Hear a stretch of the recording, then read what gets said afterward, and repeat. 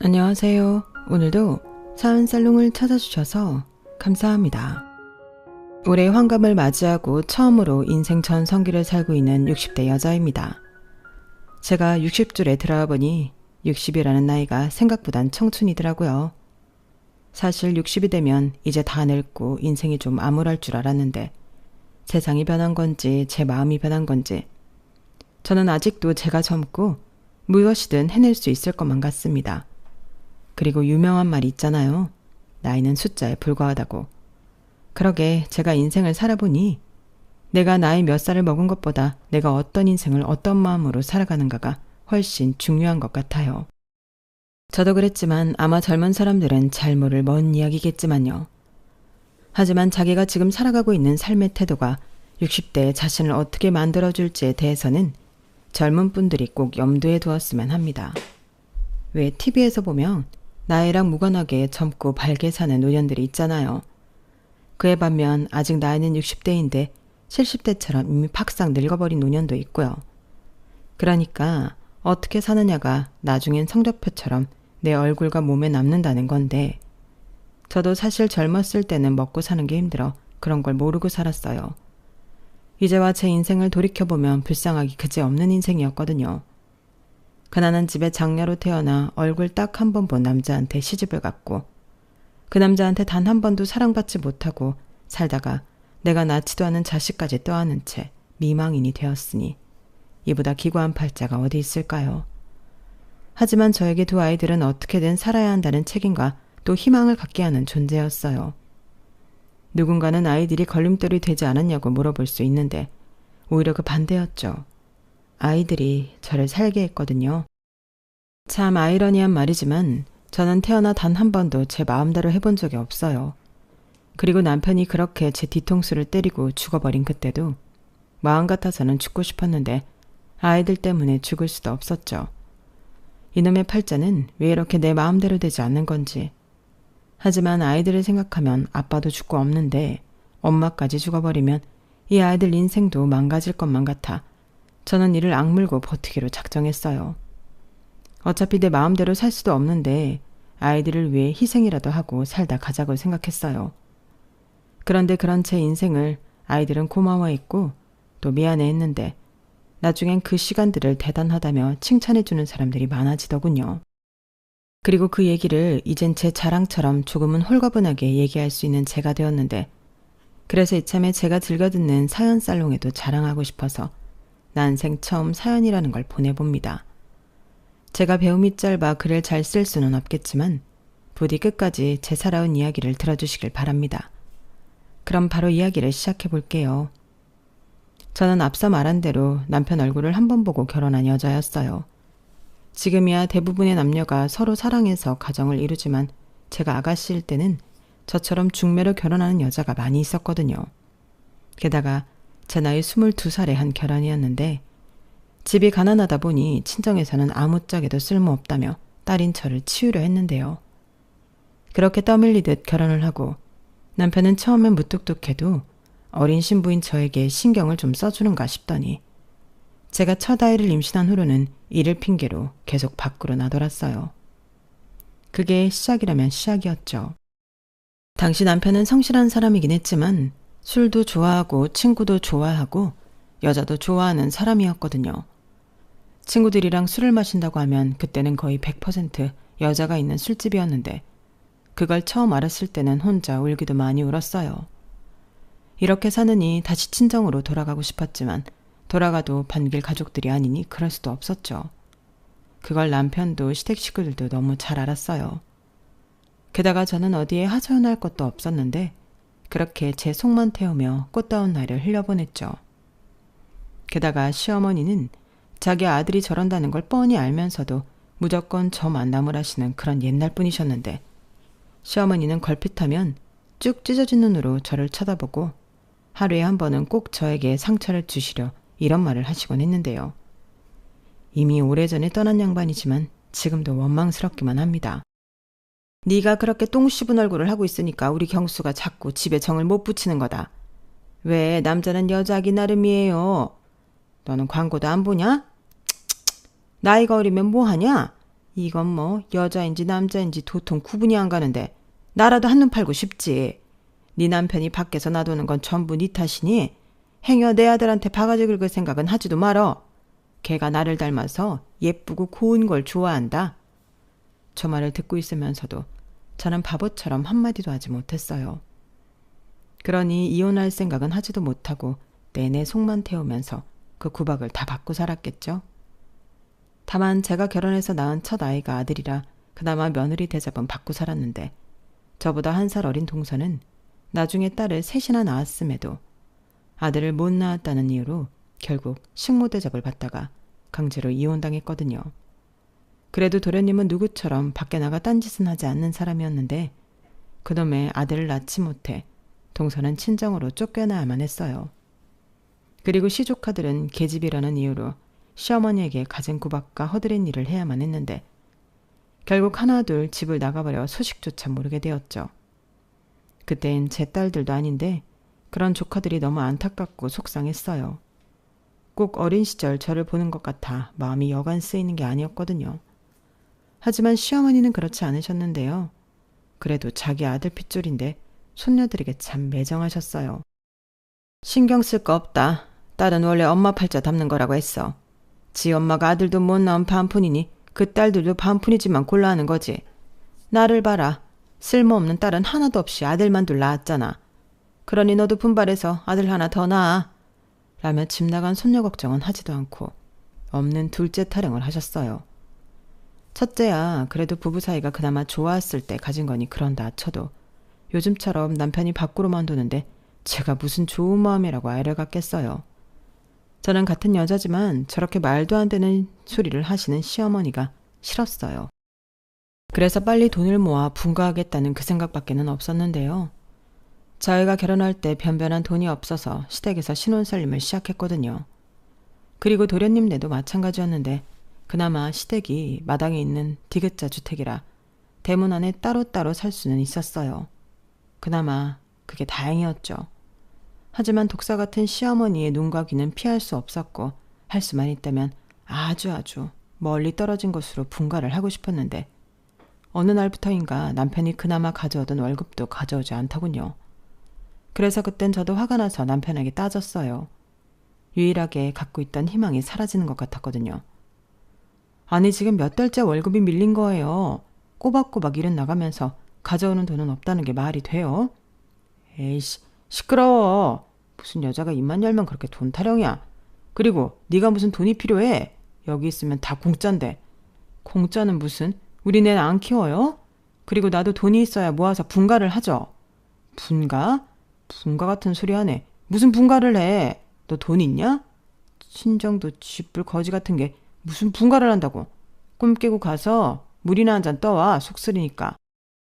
물은 속 쓰린 사람이 직접 떠다 마셔요. 나는 월급 봉투 가져오기 전에는 당신한테는 아무것도 해주지 않을 거예요. 내가 당신 종은 아니잖아요. 뭐야? 너 지금 말 다 했어? 이게 마누라라고 우냐우냐 해주니까 간땡이가 부었네. 저런 날인 10중 8구 남편은 폭군이 되었어요. 그나마 다행인 건 저랑 아이한테는 손을 대지 않는다는 거였는데 그것만 그럴 뿐 남편은 늘 화가 나면 그나마 얼마 있지도 않는 살림살이를 던지며 난동을 피웠어요. 그런데 그런 것도 처음에야 공포였지 저도 점점 무뎌졌는데요. 어차피 살림살이도 다 망가진 것들이라 거기서도 망가진다고 해도 아쉽지도 않았어요. 다만 혹여라도 아이가 그런 지 아빠 모습을 보고 배울까. 그 점만 늘 마음을 졸였는데 그래서 저는 남편과 싸울 것 같거나 남편 기분이 좋지 않으면 아들애를 시어머니가 계시는 본체로 내보내곤 했어요. 그러면 시어머니는 또 그런 건 귀신같이 알고 아이를 데리고 주무셨는데 그렇게 한바탕 한우가 되면 시어머니는 은근슬쩍 제 상태를 보시고는 그래도 내 아들이 지 마누라는 안 패. 그치? 얼마나 신사니? 너는 복도 많다? 이렇게 말했는데 정말 어이가 없지 않나요? 저런 남편 신사면 세상의 모든 남봉꾼들은 죄다 신사라는 말이잖아요. 아무튼 그렇게 남편은 가장 노릇도 제대로 하지 않는 사람이었어요.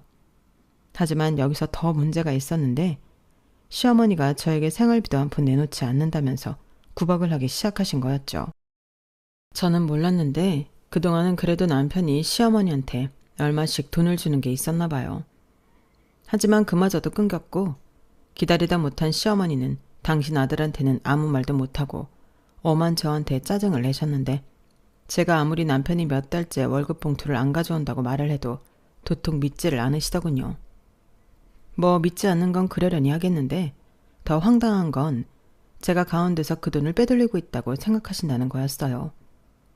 그건 정말 참기 어려운 일이었어요. 그래서 아니라고 나도 그 월급 봉투 구경이나 하고 싶다고 시어머니한테 참다 못해 큰 소리를 쳤는데 그러자 시어머니도 두 눈을 부라리며 저한테 화를 내셨어요. 이게 지금 어디서 눈을 똑바로 뜨고 대들어. 너 내 아들이 피땀 흘려서 번 돈 중간에서 꿀꺽하는 거 맞잖아. 그럼 왜 갑자기 내 아들이 주던 돈을 안 주는 건데 네가 중간에서 빼돌리는 거지? 몇 번을 말씀드려요. 아니라고요. 아니긴 뭐가 아니야. 왜? 네 친정에서 돈 좀 보내라고 하든? 아니면 너 혹시 바람났냐? 기동서방이라도 어디 두고 밥 마실 다니냐? 네? 어머니도 무슨 그런 끔찍한 말을. 그렇게 저를 정 못 믿으시겠으면 어머니 아들한테 물어보시면 되잖아요. 제가 왜 맨날 그 사람이랑 싸우는데요. 저도 가운데서 힘들어요. 네가 힘들긴 뭐가 힘들어? 힘든 애가 이렇게 시어미 앞에서 빠락빠락 대드냐? 아주 뚫린 입으로 잘도 떠드는구나. 그래, 내가 직접 확인하마. 근데 만에 하나 네가 한 말이 거짓말이면 그땐 그날이 네 제삿날인 줄 알아라.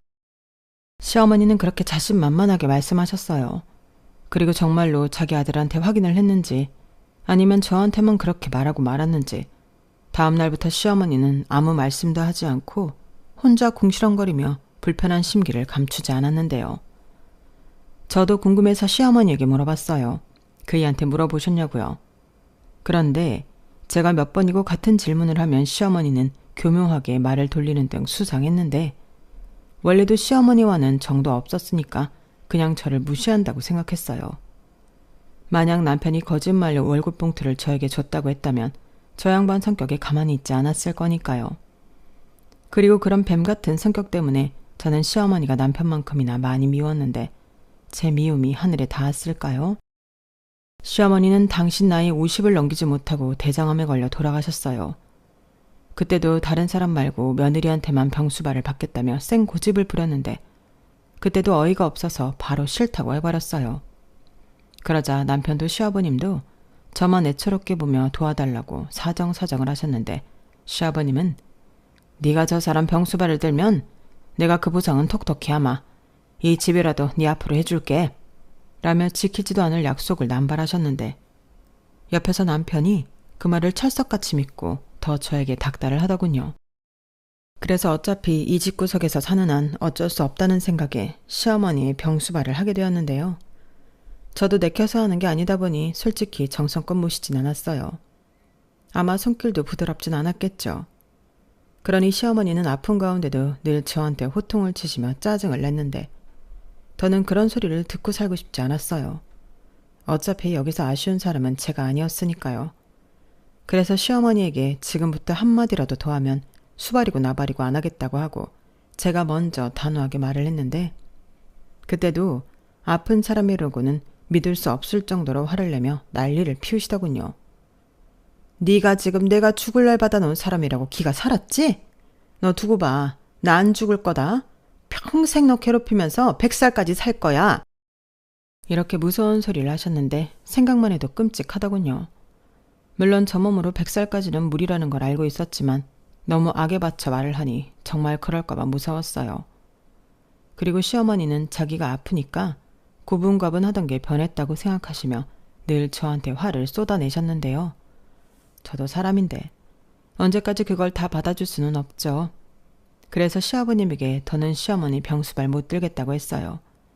힘든 것보다 그 독한 소리 듣는 게 너무 힘들다고요. 그랬더니 시아버님이 시어머니에게 득달같이 소리를 지르셨는데 밖에서 들으니 정말 무서운 소리를 하시긴 하더군요.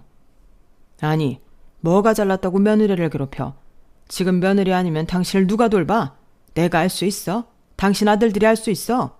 그럼 입 다물고 해주는 병수발이나 받고 있지. 왜 아파서? 왜? 아파서 종일 누워있으니 심심해? 며느리가 당신 성깔머리 때문에 못한다고 하잖아. 이제 어쩔 거야. 그렇게 잘났으면 혼자 알아서 해보든가.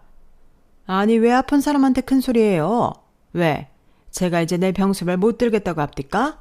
그래, 나라도 하기 싫지. 그러게 왜 쓸데없이 그 입을 놀려서 여러 사람 피곤하게 만들어? 죽을 거면 그냥 깔끔하게 죽지. 이게 뭐야? 뭐예요? 당신 지금 말 다 했어요? 내가 지금 죽고 싶어 죽는 거야? 이게 다 당신이랑 살면서 몸고생 마음고생하고 살아서 그런 거라고요? 후기는 소리 하네. 당신이 언제 몸고생 마음고생을 했어? 당신처럼 자기 승질대로 산 사람이 또 어딨다고. 당신 벌 받는 거야. 착한 그래한테 함부로 하고 둘째랑 손녀들 내쫓고. 여기서 그 얘기는 왜 꺼내요? 그리고 내가 언제 손녀들을 내쫓았어요? 지들끼리 나간 거지. 당신이 나가게 만들었지. 여기서 그거 모르는 사람 있나? 그러니 제발 이젠 그 입 좀 닫고 살아. 뭐 얼마나 산다고 마지막까지 심술이야. 이젠 죽을 병에 걸렸는데 주제 파악 좀 해야 하지 않겠어? 가만 보면 착한 애를 당신이 못살게 굴어서 독해지게 만든 거지. 왜? 내가 산에 갖다 버려줘? 뭐라고요? 왜? 못할 것 같아? 경고하는데 2번 다시 며느리 입에서 당신 못 본다는 소리 나오면 그때는 내가 당신 까마귀 밥으로 줘도 쥐두새도 모르게 고려장 시킬 테니 그런 줄 알아. 시어머니는 전날 이후 정말 실어증에 걸린 사람처럼 입을 굳게 닫으셨어요. 아마도 병든 자기를 고려장하겠다는 시아버님의 말에 충격을 받으신 것 같더라고요. 그리고 하염없이 눈물만 흘리며 투병 생활을 하셨는데 참 그것도 옆에서 보긴 쉽지 않았어요. 하지만 지난날 막말을 들으며 온갖 구박을 받던 날보다는 확실히 편하긴 했는데 그렇게 시어머니는 생각보다 길게 투병 생활을 하시다 장장 5년 7개월 만에 돌아가셨어요. 그리고 식구들 중 어느 누구도 저에게 그동안 수고했다고 하는 사람은 없었는데요. 예상은 했지만 저에게 집을 주겠다는 시아버님의 말도 쏙 들어가 버렸죠. 그리고 제가 자기 엄마 병수발 들어주면 이제 마음 잡고 외도도 하지 않고 저한테 잘하겠다고 했던 남편은 제가 자기 엄마 수령 노릇을 하고 있을 때 밖에서 딴 여자랑 살림까지 차렸는데요. 그 사실을 알았을 땐 정말 피가 거꾸로 솟는 것 같았어요. 그리고 그 사실 또한 배가 남산만한 여자가 찾아와 저희 남편이라고 얘기해 알게 되었는데 그땐 이혼해 줄 테니 니들끼리 잘 먹고 잘 살라고 해버렸죠. 하지만 남편이라는 인간은 이혼할 생각이 전혀 없다며 양육비 줄 테니 애 낳고 싶으면 낳아서 키우라고 뻔뻔하게 자기 내언녀한테 말했는데 그 내언녀도 지 생각처럼 되지 않으니 입에 거품을 물었어요. 아니 이미 배가 남산만해서 언제 애가 나와도 이상하지 않는데 저런 말을 하는 남자를 누가 좋아하겠어요. 그래서 나는 이젠 더 못 참는다고 그냥 이혼하자고 했는데 자기가 밖에서 생활할 테니 저는 시아버지와 아들 키움에 집에 있으라고 하더군요. 이건 또 무슨 개소린지. 저는 뻔뻔한 남편인데 있는 힘껏 성질을 부렸어요. 바람핀 여자한테 줄 양육비는 있고 집에 가져올 생활비는 없냐고 미친 듯이 따져 물었죠. 그러자 그때는 내내 저를 만만하게 보던 남편도 많이 당황하고 놀랐는데요. 저도 더 이상 참고 눈치 보는 그런 어린 신부가 아니었는데 여자가 나이를 먹으면 우악스러워진다고 하더니 그 말이 정말이더라고요. 그래도 아들내미 하나 보고 겨우 마음을 삭히고 살았는데 저희 아들이 어릴 때부터 그렇게 착하고 효자였어요. 제가 힘들어하면 저 마시라고 물도 떠서 가지고 오고 제가 누워있으면 언제 왔는지 고사리 손으로 제 팔과 다리를 주물러줬는데 이런 아들을 두고 집을 나갈 자신이 없었죠. 하물며 남편이나 시아버님이 좋다고 애를 저한테 줄 일은 없기 때문에 내가 참고 견디다 나중엔 복수하리라 칼을 갈며 버텼는데 시아버님도 저희 아이가 초등학교에 입학할 무렵 앓고 있던 지병이 심해지셔서 세상을 떠나셨어요. 원래 저희 아버님이 천식도 있고 고혈압도 있으신데 그렇게 기침을 심하게 하시면 금방이라도 숨이 넘어갈 듯 얼굴이 시뻘개지셨는데 그때도 꼬꾸라지듯 가래기침을 하시더니 그렇게 허망하게 세상을 떠나시더라고요. 그렇게 시부모 상을 치르고 도련님과 집 문제로 아웅다웅 다투고 있는데 그땐 남편도 욕심이 났는지 제가 시어머니 병수발 들고 시아버지 모신 걸 팔면서 당연히 집은 자기가 물려받는 게 맞다고 목에 핏대까지 세우더라고요. 그리고 형제의 난이 계속되었는 가운데 대문 앞에 한 아이가 버려져 있었고 저는 그 아이를 딱 보는 순간 알아버렸죠. 그때 배가 남산만에서 온 그 여자 딸이라는 걸요. 그래서 여기 왜 왔냐고 니네 집으로 가라고 했는데 아이는 말을 못하는 듯 저만 뚱한 얼굴로 쳐다만 보더군요. 그게 딸아이와 제가 처음 마주한 날이었어요. 하지만 저는 결코 좋은 감정은 아니었죠. 아이는 죄가 없는데 저는 그 아이가 미웠어요. 그래서 저러다 말겠지. 지도 지 엄마 찾아가겠지 하며 그대로 그냥 대문 앞에 세워두고 저만 들어왔는데 남편이 그 아이를 데리고 집 안으로 들어오더군요. 그리고 한다는 말이 저를 뒤로 넘어가게 했는데요. 이제부터 얘 당신이 키워. 내 딸이면 당신 딸이기도 한 거지. 어떻게 사람이 매정하게 이 어린 걸 밖에 세워두나? 지금 밖에 얼마나 추운 줄 알아? 아이고, 그렇게 걱정을 하는 사람이었어요? 그럼 당신이 키우면 되겠네. 당신 딸이면 내 딸이라고요? 웃기고 있네. 걔가 어떻게 내 딸이에요? 얘, 니네 엄마 어딨니? 도대체 어디 있길래 너만 거기 두고 갔는데? 저는 너무 화가 나서 그러면 안 되지만 아이한테 다그쳤어요. 그러자 아이가 제가 무서웠는지 울음을 터뜨렸고 그때 제 아들놈이 그 아이를 자기 뒤로 숨기며 저한테 하지 말라고 하더군요. 꼴에 지 동생이라고 그 아이를 감싸는 것 같아서 분해서 속이 터졌어요. 그리고 며칠 뒤 그 여자아이가 우리 부부 호적에 올라와 있는 사실을 알게 되었는데요. 그땐 정말이지 도저히 참으려고 애를 써도 참아지지 않더군요. 그때 이성의 끈을 놓는다는 게 뭔지 알 것 같았어요. 너 죽고 나 죽자 이런 마음이 절로 들었거든요. 그 순간은 아들도 눈에 들어오지 않았던 것 같고요. 그래서 그 인간 말종 같은 남편놈을 벼르고 기다리고 있는데 이 인간이 귀신처럼 눈치를 챈 건지 며칠 동안 집에 들어오지 않더군요. 기가 막혔어요. 한마디 상의도 없이 제가 낳지도 않은 아이를 호적에 올리더니 자기는 집에 들어오지도 않고 하지만 언젠가는 그 인간도 집에는 들어올 테니 이혼서리 써놓고 기다리자 하고 있는데 그때 돌아온 건 남편이 아니라 남편이 길에서 음주운전 뺑소니 사고를 당해 나흘 전에 죽었다는 허망한 소식이었어요. 그리고 그 말을 경찰에게 듣는데 이상하게 눈물이 먼저 쏟아지더라고요. 좋았던 추억 하나 없는 있으나 마나한 남편이었는데 그래도 꼴에 남편이라고 눈물이 나오나 싶었어요. 아니 그때는 남편이 죽어서 나오는 눈물이 아니라 이제 나는 어떻게 해야 하나 걱정에 앞서 나오는 눈물이라고 제 스스로를 합리화했어요. 그래야 제가 버틸 수 있었거든요. 하지만 그게 저한테는 충격이 제법 컸는지 앞으로 살 길도 막막하고 무슨 인생이 이 모양인지 허탈하기만 해서 모든 걸 다 내려놓고 포기하고 싶은 마음이 들었는데 아들 때문에 살아야만 했어요. 그리고 내 자식도 아닌데 제 호적에 올라와 있는 그 아이도 해결해야 한다고 생각했는데 그렇잖아요. 제가 나쁘다기보다 친자식 하나도 제대로 건사할 수 있을지 모르는데 남의 자식까지 거둘 엄두는 나지 않았어요. 거기에 형까지 죽자 도련님은 얼씨구나 잘됐다 하며 저랑 아이들을 내쫓다시피 하고 얼마 있지도 않은 집 재산을 모두 차지했는데 역시나 그때도 시아버님이 재산 정리를 제대로 하지 않은 게 문제였어요.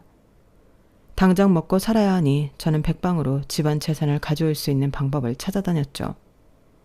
죽긴 했지만 제 남편이 장남이었고 제 아들이 장손인데 이렇게 맨몸으로 쫓겨날 수는 없었어요. 하지만 법은 제 편이 아니더군요. 아니 남편놈이 제대로 법적 절차를 밟았다면 문제가 없을걸. 딴짓하느라 이미 그 사이 하에네아 같은 도련님이 합법적으로 집안 재산을 다 빼돌려 놓았어요. 그 사실을 알고 얼마나 화가 나던지. 그래서 도련님과 단판을 지으러 갔죠. 법으로 안 되는 거면 법 이외에 할 수 있는 방법을 총동원할 셈이었어요. 일단은 동네에 소문을 내고 아주 못쓸 자식으로 만들어버렸는데 그러자 지도 고개를 들고 살기 힘든지 저한테 100만 원 던져주며 가라고 했어요. 솔직히 그때 당시 100만 원은 지금보다는 큰 돈이긴 했지만 제가 아이 키우면 살 수 있는 돈은 아니었어요. 하지만 이렇게 계속 싸우는 것도 소용이 없을 것 같아 그 100만 원으로 일단 살 집을 구하고 두 아이 손을 잡고 보육원으로 향했는데요. 그때 눈치 빠른 제 아들이 자꾸만 가지 않으려 했어요. 엄마 힘들어. 너 똑바로 걷지 못해? 싫어. 엄마 지금 정인이 고아원에 데려다 주려고 그러는 거잖아. 그래. 그런데 뭐가 잘못됐어? 얘는 엄마 자식이 아니잖아. 저도 참 아이한테 별말을 다 했죠. 하지만 아들놈은 그런 저를 원망하듯 쳐다봤어요. 그리고 제 손을 뿌리치더니 딸을 또 자기대로 숨겨버렸는데요. 그땐 제 자식이지만 그에 비해 그 자식처럼 밉더군요. 너 지금 뭐 하는 거야? 당장 걔 이리로 안 보내? 안 보내. 정인이 내 동생이야. 나는 오빠고. 오빠는 동생 지키는 거야. 얘가 지금 뭘 하는 거야? 얘가 어떻게 네 동생이야? 엄마는 네 동생을 낳지 않았어. 아니야. 정인이 내 동생이야. 아빠가 그랬고 정인이가 나한테 오빠라고 했어. 그럼 나는 정인이 오빠야. 아니, 말도 못하는 줄 알았더니 언제 그런 말을 했는지. 저는 딸애를 못마땅한 눈으로 쳐다봤어요. 그러자 그 아이는 제 눈을 피해 제 아들 등에 고개를 묻었는데 꼭 지 엄마 같다는 생각에 열통이 터지더군요. 그래서 하면 안 되는 말을 그때 또 했어요. 고아원에 가기 싫으면 내가 네 엄마 찾아서 보내줄 테니 그렇게 하자. 그건 괜찮지? 너도 네 엄마 보고 싶을 거잖아. 저는 아이한테 다그치듯 말했어요. 그런데 그때 딸아이가 아무 말도 하지 않더니 고개를 절레절레 흔들었는데 그때 좀 의아해서 제가 아이를 쳐다봤네요. 그러자 정말 들리지도 않은 목소리로 딸애가 그랬는데요. 분명 그 소리는 싫어요 였어요. 그러자 제 아들놈이 또 저를 아주 무섭게 쳐다보더군요. 싫다는데 왜 자꾸 애를 보내려고 하냐고요.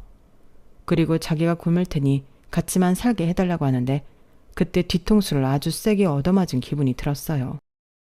내가 어른인데 지금 이게 다 무슨 짓인가. 정신이 번쩍 들었죠. 그리고 그 뒤로는 마음에 돌을 닦듯 저 애는 내 딸이다. 내 호적에 올라와 있는 내 딸이다. 주문을 외우며 삼켜지지 않은 불덩이를 삼키며 살았는데요. 그것도 나름 효과는 있었는지 딸애가 이뻐 보이기 시작했어요. 아직 저를 무서워했지만 지 오빠 뒤를 졸졸 따라다니며 제 아들이 시키면 시키는 대로 집안일도 돕고 기억 니은도 배우는데 그 모습이 어찌나 귀엽고 기특한지 저도 모르게 웃고 있더라고요. 그리고 혼자 두 아이를 키우느라 밤낮없이 바쁘게 살았지만 아이들이 서로 의지하고 있으니 제 마음도 덜 불안했죠. 아니 오히려 제가 출근하고 아들애가 학교를 가면 집에 혼자 있을 딸애가 걱정이긴 했는데 그래서 아침엔 시다일을 하면서 딸애를 데리고 다녔어요. 옷 먼지 때문에 같이 있는 건 어려웠고 대신 저처럼 아이를 데리고 출근하는 여자들이 많아 그 아이들 틈에 섞여 밖에서 놀게 했는데요. 그때 제 딸이 제일 어려서 이쁨을 많이 받았었죠. 그러다 한 여편네가 이런 말을 했어요. 근데 자기 딸은 자기 하나도 안 닮았다. 진짜 자기 딸 맞아? 그 말을 듣는데 어찌나 욱하고 화가 치미는지 저는 버럭 화를 내며 내 딸이라고 했어요. 그러자 뭘 그렇게 화를 내냐며 분위기가 싸해졌는데 원래 여자들이 많은 곳엔 뒷말이 나기 마련이거든요. 그리고 그날 이후 제가 남편이 밖에서 나온 애를 키운다며 소문이 퍼졌는데 그게 실은 소문이 아니고 진짜다 보니 제가 너무 힘들어 계속 그 일을 할 수가 없더라고요. 그래서 그 일을 그만두고 다른 일을 찾으려 하는데 그때 딸애가 처음으로 자기 얘기를 해줬어요. 저기요, 저는 앞으로 집에 있을게요. 이제부터는 저 안 데리고 다니셔도 돼요. 뭐? 그게 무슨 말이야? 너 같은 꼬맹이를 어떻게 집에 혼자 두고 일을 나가니? 저 원래 집에 혼자 있었어요. 저 낳아준 엄마가 늘 밖에서 열쇠로 잠그고 그렇게 나갔거든요. 그리고 캄캄해지면 들어왔어요. 저는 딸애의 말을 듣고 가슴이 먹먹해졌어요. 아니, 지금도 어린데 그때는 애기였잖아요. 그런 애한테 어떻게 그런 짓을 할 수 있는 건지 같은 애 엄마로서 용서가 되지 않았어요. 그리고 저는 딸에게 이렇게 말했는데요. 아니 엄마는 절대 너한테 그렇게 안 해. 너도 알지? 네 오빠가 너를 얼마나 챙기는지. 엄마도 그래. 지금도 앞으로도 엄마는 늘 너 이렇게 데리고 다닐 거야. 이렇게 잡은 손 꼭 놓지 않을 거니까 이제 그런 무서운 기억은 잊어도 돼. 그때 딸아이는 처음으로 제 품에 안겨서 제 옷이 젖도록 울었어요. 그때 당시 딸애가 5살이었는데 그제야 새삼스럽게 딸애가 아주 작다는 걸 체감할 수 있었어요. 그리고 그 엄마 같지 않은 여자를 저는 용서할 수 없었고 그제야 왜 아이가 자기 엄마한테는 가고 싶지 않다고 했는지 알게 되었죠. 그날 이후 저는 좀 변했어요. 저절로 아들애보다는 딸에게 손길이 더 가더라고요. 전에는 대충 머리도 하나로 묶어버리고 말았는데 머리도 정성스럽게 따고 옷도 신경 써서 입히게 되고 그렇게 사랑받고 자라는 애로 만들어주고 싶었어요. 집에서 사랑받는 애가 밖에 나가서 그런 대접을 받는다고 생각했거든요. 물론 쪼돌리는 생활이었지만 아이들이 잘 커주니 저는 그것만 보고 살았어요. 그런데 잘 크던 애들이 청소년이 되면서 하나 둘 엇나가기 시작하더군요. 네, 사춘기였어요. 그리고 그 사춘기는 딸애한테 더 심각하게 왔는데 어찌나 말을 안 듣던지 제가 너무 힘들었죠. 하지만 이내 내가 진짜 엄마 같고 편안히 자라는 거겠지 하며 가슴에 참을린을 새기며 살았는데 이게 봐주면 봐줄수록 가관이 아니었어요. 심지어 남의 물건에도 손을 대서 경찰서까지 가게 되었는데 그땐 참았던 것이 한꺼번에 터져 딸아이를 심하게 혼내고 저도 펑펑 울었는데 그때 딸애도 펑펑 울더군요. 자기는 제가 자기를 남이라고 생각해 사고를 치고 다녀도 관심이 없다고 생각했다나요?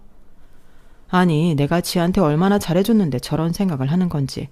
그래서 아주 따끔하게 다 홍구멍을 냈어요. 내가 분명히 말했지 않냐고. 나는 네 손을 절대 놓지 않을 거라고.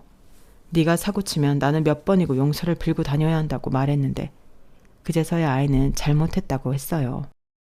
그리고 자기는 머리가 나빠서 공부는 안 한다고 하더니 공부를 하기 시작했고 중학교 졸업할 때는 성적이 많이 올라서 전교에서 10등도 하고 그러더군요. 형편이 어려워 학원도 못 보냈는데 지 오빠한테 물어보고 선생님한테 물어보고 그렇게 공부를 하는 딸이었어요. 게다가 자기 동생 가르쳐야 한다고 아들놈도 공부를 열심히 했는데 그게 나중엔 대입에 도움이 되었죠. 그렇게 두 녀석은 속도 오지게 썩이더니 저 혼자 키웠다는 게 믿기지 않을 정도로 잘 컸어요. 오죽하면 주변에서 저를 부러워하는 엄마들도 있었는데 살다 보니 그런 날도 있더라고요. 그리고 없는 형편에 아이 둘을 대학에 보내느라 저는 아무리 일을 해도 빚만 나날이 쌓여갔는데 그래도 아이들만 생각하면 하나도 힘들지 않았어요. 그 이유는 아이들이 모두 서울의 이름만 얘기하면 다 아는 명문대학에 들어갔거든요. 뭐 그 덕에 저는 나이 50이 가깝도록 월세에서 벗어나지 못했지만 저는 상관없었어요. 어차피 제 인생은 애들 때문에 지금껏 연명한 거나 다름이 없었으니까요. 그리고 잘 커준 애들을 생각하면 밥을 먹지 않아도 배가 불렀는데 저에게는 애들의 성공이 두 번째로 가져본 희망이었기 때문이었죠. 그리고 아이들은 그런 엄마의 마음을 잘 알았는데 특히 딸애가 저에게 정말 잘했어요. 아들애는 대학 1년 마치고 군대에 갔는데 그 뒤로는 딸애가 행여 제가 지 오빠 생각에 마음이 울적할까 갖은 애교를 부리며 그렇게 저에게 엉겨붙더군요. 저는 특히 딸애가 엄마 엄마 하는 소리가 좋았어요. 아들은 엄마라고 아무리 불러줘도 투박하고 괜히 또 뭔가를 해달라고 하는 것 같았는데 딸애가 불러주는 엄마 소리는 저절로 미소 짓게 했죠. 그리고 제 마음에 딸에 대한 부채의식이 있어 저는 늘 딸에게 미안한 마음으로 살았는데요. 어느 날 딸애가 저랑 같이 자고 싶다며 베개를 가지고 오더니 한참 뒤 저에게 그러더군요. 자기를 버리지 않고 키워줘서 고맙다고요. 그 말을 듣는데 울지 않으려 애를 써도 눈물이 났어요. 그리고 저도 딸에게 양심 고백을 했죠. 네가 미웠다고. 그래서 보육원에 데려다 주려고 했다고. 그러자 딸애는 안다면서 자기도 그랬을 거라고 하며 저를 위로해 줬어요. 그리고 예전에 제가 미싱리를 했을 때 이야기를 했는데 저는 다 잊었다고 생각했는데 그 녀석은 그 일을 내내 곱씹고 있었더군요.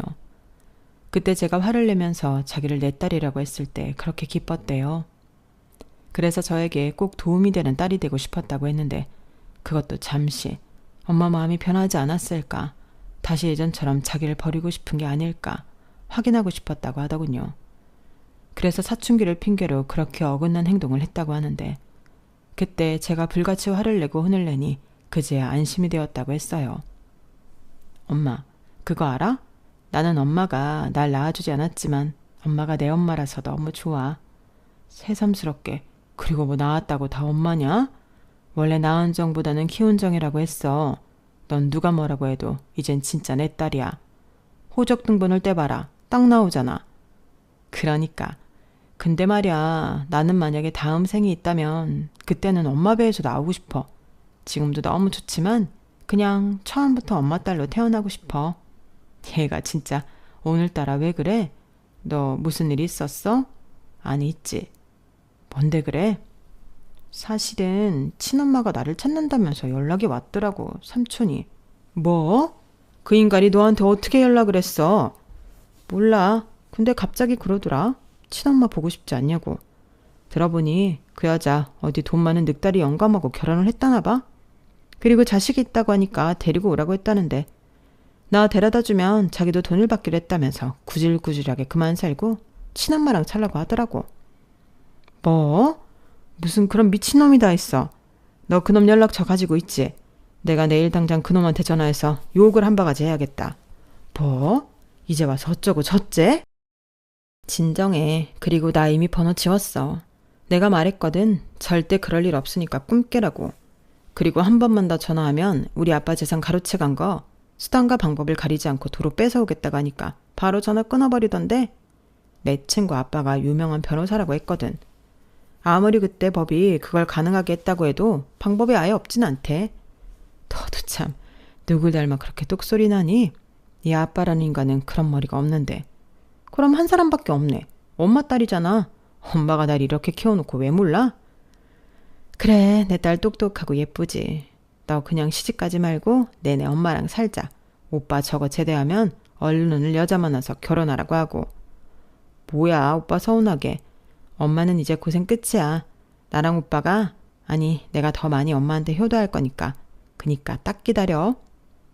저는 그때 이런 아이를 그때 보육원에 보냈으면 어쩔 뻔했나. 또다시 눈물이 흘렀어요. 다행히 방안이 캄캄해서 딸에겐 들키지 않았는데 딸의 말이 너무 고마워서 감정이 추스러지지 않더라고요.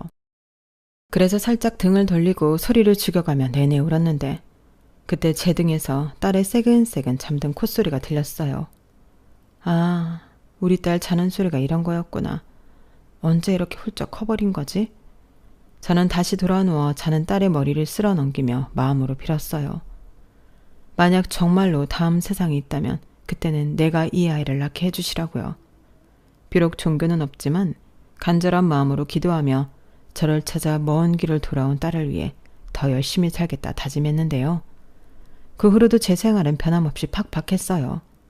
딸애는 과외도 하고 학교에서 일도 하며 자기 등록금을 자기가 해결했지만 저는 그래도 딸에게 많은 걸 해주고 싶었죠. 아들에게도 마찬가지고요. 그렇게 제 인생을 갈아서 키운 아이들이라 그런지 아이들은 각자 자기 분야에서 지금까지 사회인으로 잘 지내고 있습니다. 큰애는 공기업에 다니고 둘째는 대기업에 다니고 있어요. 그리고 딸은 아직 사회초년생 딱지를 떼지 못했는데 승승장구하고 있답니다. 작년에는 연말 보너스를 정말 많이 받아왔어요. 그리고 그 아까운 돈을 저에게 몽땅 주는 딸이었는데 제가 싫다고 아무리 피해 다녀도 자는 틈에 와서 제 머리맡에 두고 갔더라고요.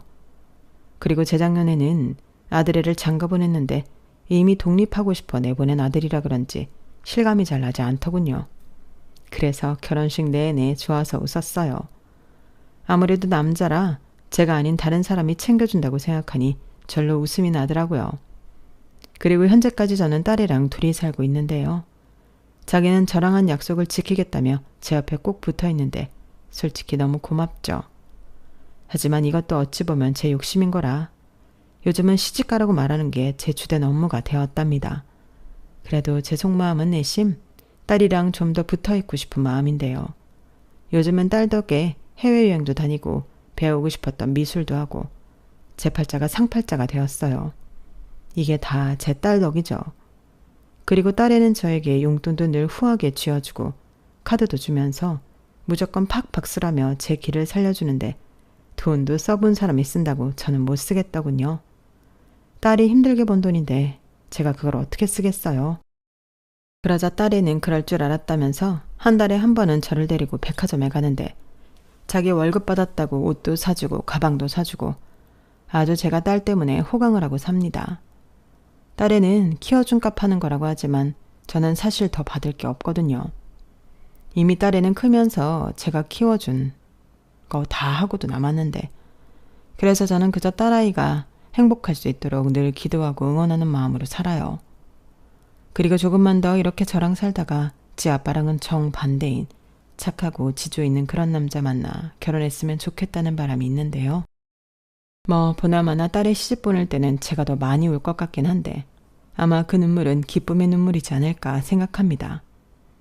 평생 남편한테 고마운 마음 가져본 적이 없는데 이렇게 제 딸을 만나고 또 제 호적에 올려 키울 수 있게 해줘서 고마워요. 그래서 더는 미워하거나 원망하지 않으려고요. 그리고 아울러 지난 날을 되짚어 제 인생을 정리해보면 참 힘든 인생이었지만 아이들이 있어 그럭저럭 열심히 잘 산 인생이라고 생각합니다. 요즘 부쩍 그런 생각을 해요. 그때 죽지 않고 살아서 다행이라고요. 왜? 살다 보면 웃는 날이 온다고 하더니 그 말이 거짓말은 아니더라고요. 원래 인생은 그런 거잖아요.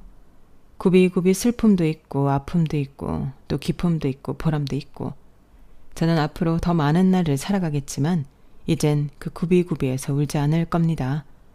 오히려 제 지난 인생을 훈장처럼 가슴에 품고 더 씩씩하고 멋지게 제 인생의 전성기를 누릴 거예요. 그리고 지금 현재 힘드신 분들 분명히 계시겠죠? 그분들에게도 꼭 말하고 싶은 말이 있는데요. 조금만 더 참고 견디세요. 분명 희망이 보일 겁니다. 비록 지금은 힘들어도 좋은 날은 꼭 올 거예요. 그러니 무너지지 말고 버티세요. 발에 힘 꽉 주고 버티다 보면 그 힘으로 앞으로 나아갈 수 있을 겁니다. 불이 그리 멀지 않은 곳에 여러분들이 바라는 희망이 있길 바라보며 이상 제 이야기는 마칠게요. 지금까지 제 부족한 글 읽어주시고 또 들어주셔서 고맙습니다. 항상 건강 잘 챙기시고요.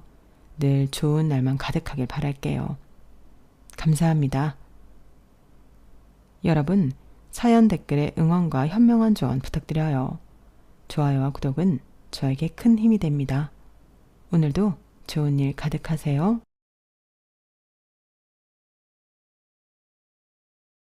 안녕하세요. 오늘도 사연 살롱을 찾아주셔서 감사합니다. 저는 결혼하고 3년 만에 이혼하고 본의 아니게 동방석에 앉게 된 30대 초반 여성입니다.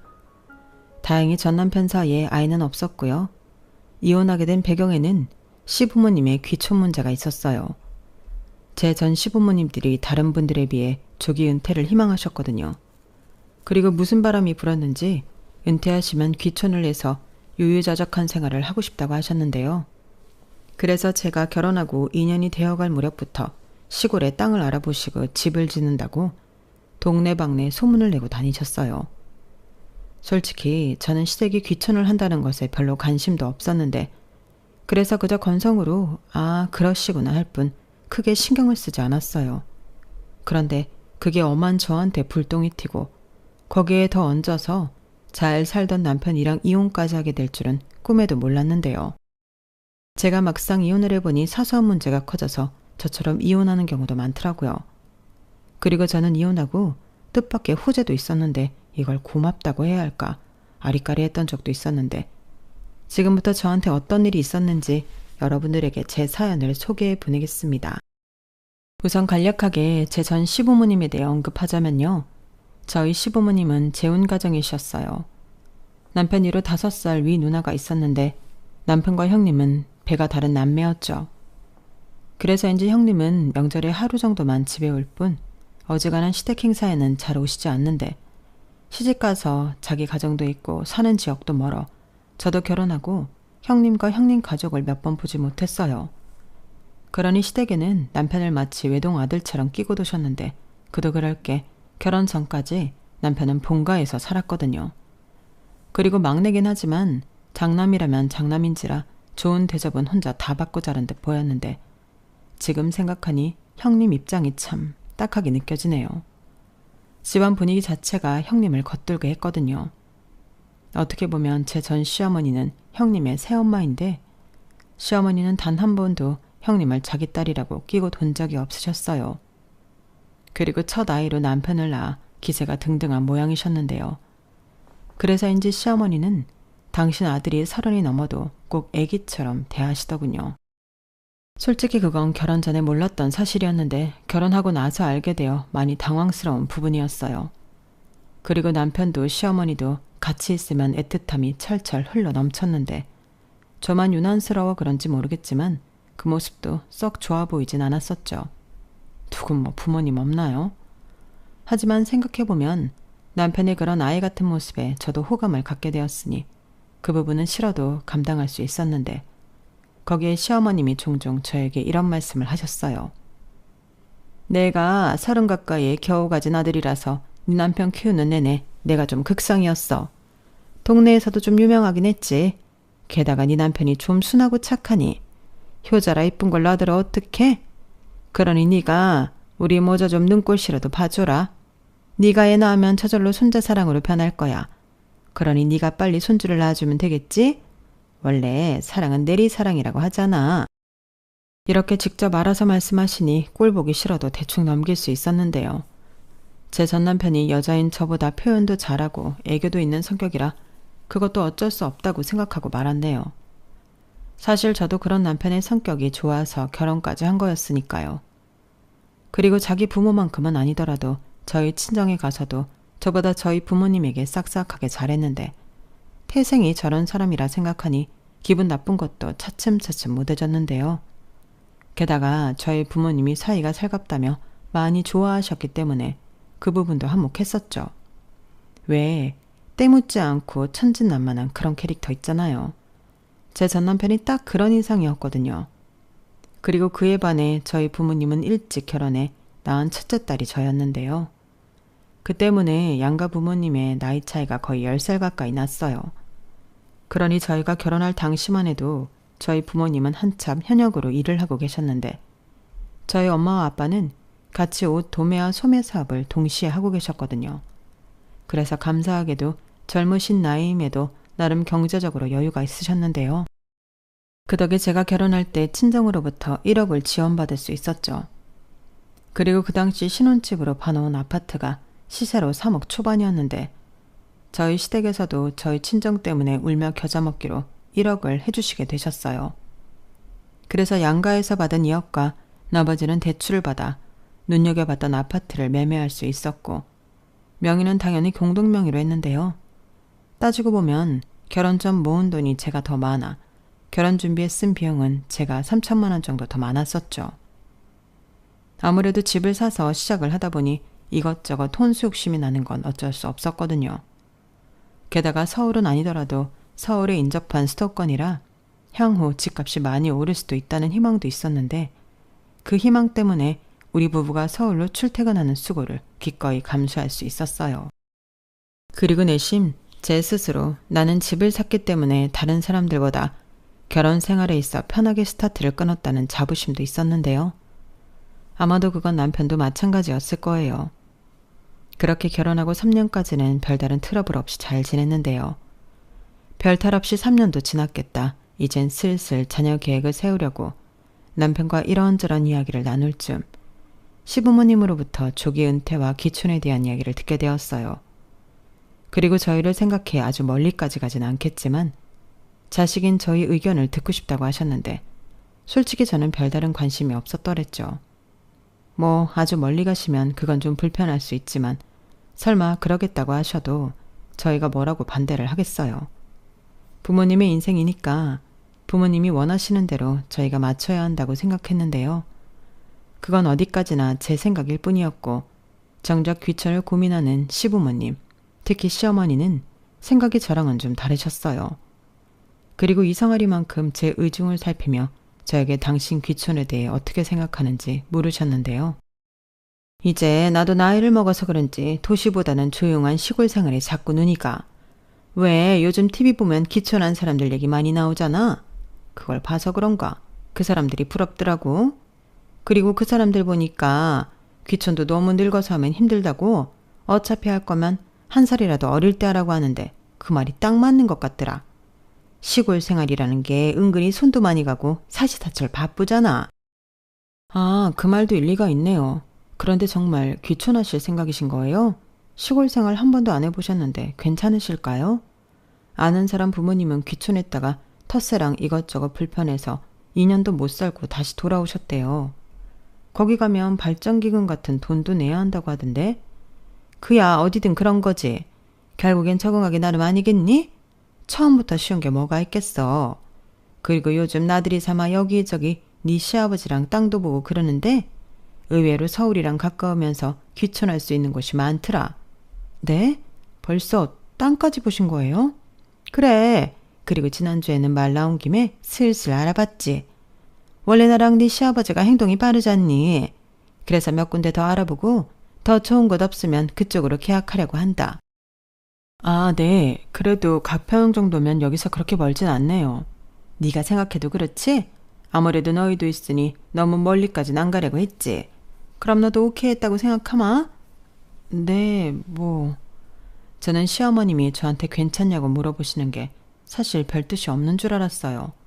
그냥 단순하게 그 정도 거리면 왔다 갔다 괜찮지 않냐? 뭐 그 정도로만 생각했었는데 시어머니는 다른 꿍꿍이로 저 질문을 하신 거였어요. 그리고 저는 가평 정도면 명절이고 가족 행사 때 시댁에 가야 하니 그 정도 거리면 괜찮다고 생각해 답답한 거였는데 시어머니 아니 시부모님은 아예 저희 내외랑 같이 합가와 동시에 귀촌을 하실 생각이셨고 더 기가 막혔던 건 이미 제 남편하고는 어느 정도 이야기가 되어 있었다는 거였는데요. 그러니까 한마디로 자기들끼리 다 얘기해놓고 저를 구워 삶을 생각이었던 거죠. 그리고 초반부터 이야기하면 제가 반대하고 일이 길어질 것 같으니 땅도 계약하고 시부모님이 살던 집까지 팔아 공사를 이미 시작해버린 후에야 본격적인 이야기를 꺼내셨는데 그때는 정말이지 눈뜨고 코 베인 기분이었어요. 그렇게 저는 저도 모르게 그들의 꿍꿍이에 휘말리고 있을 무렵 저 나름대로 임신 준비를 하고 있었는데 어느 한가로운 주말 남편이 시부모님 귀촌할 땅을 보러 가자고 하더라고요. 당시 시부모님은 집을 팔고 월세로 옮긴 후 안양과 가평을 오가며 한참 공사를 진행하고 있었을 때였는데요. 그때까진 아무 생각 없이 시부모님을 뵈러 간다고 생각하며 드라이브 길에 올랐는데 거기서 저를 기다리고 있던 건 황당한 이야기뿐이었어요.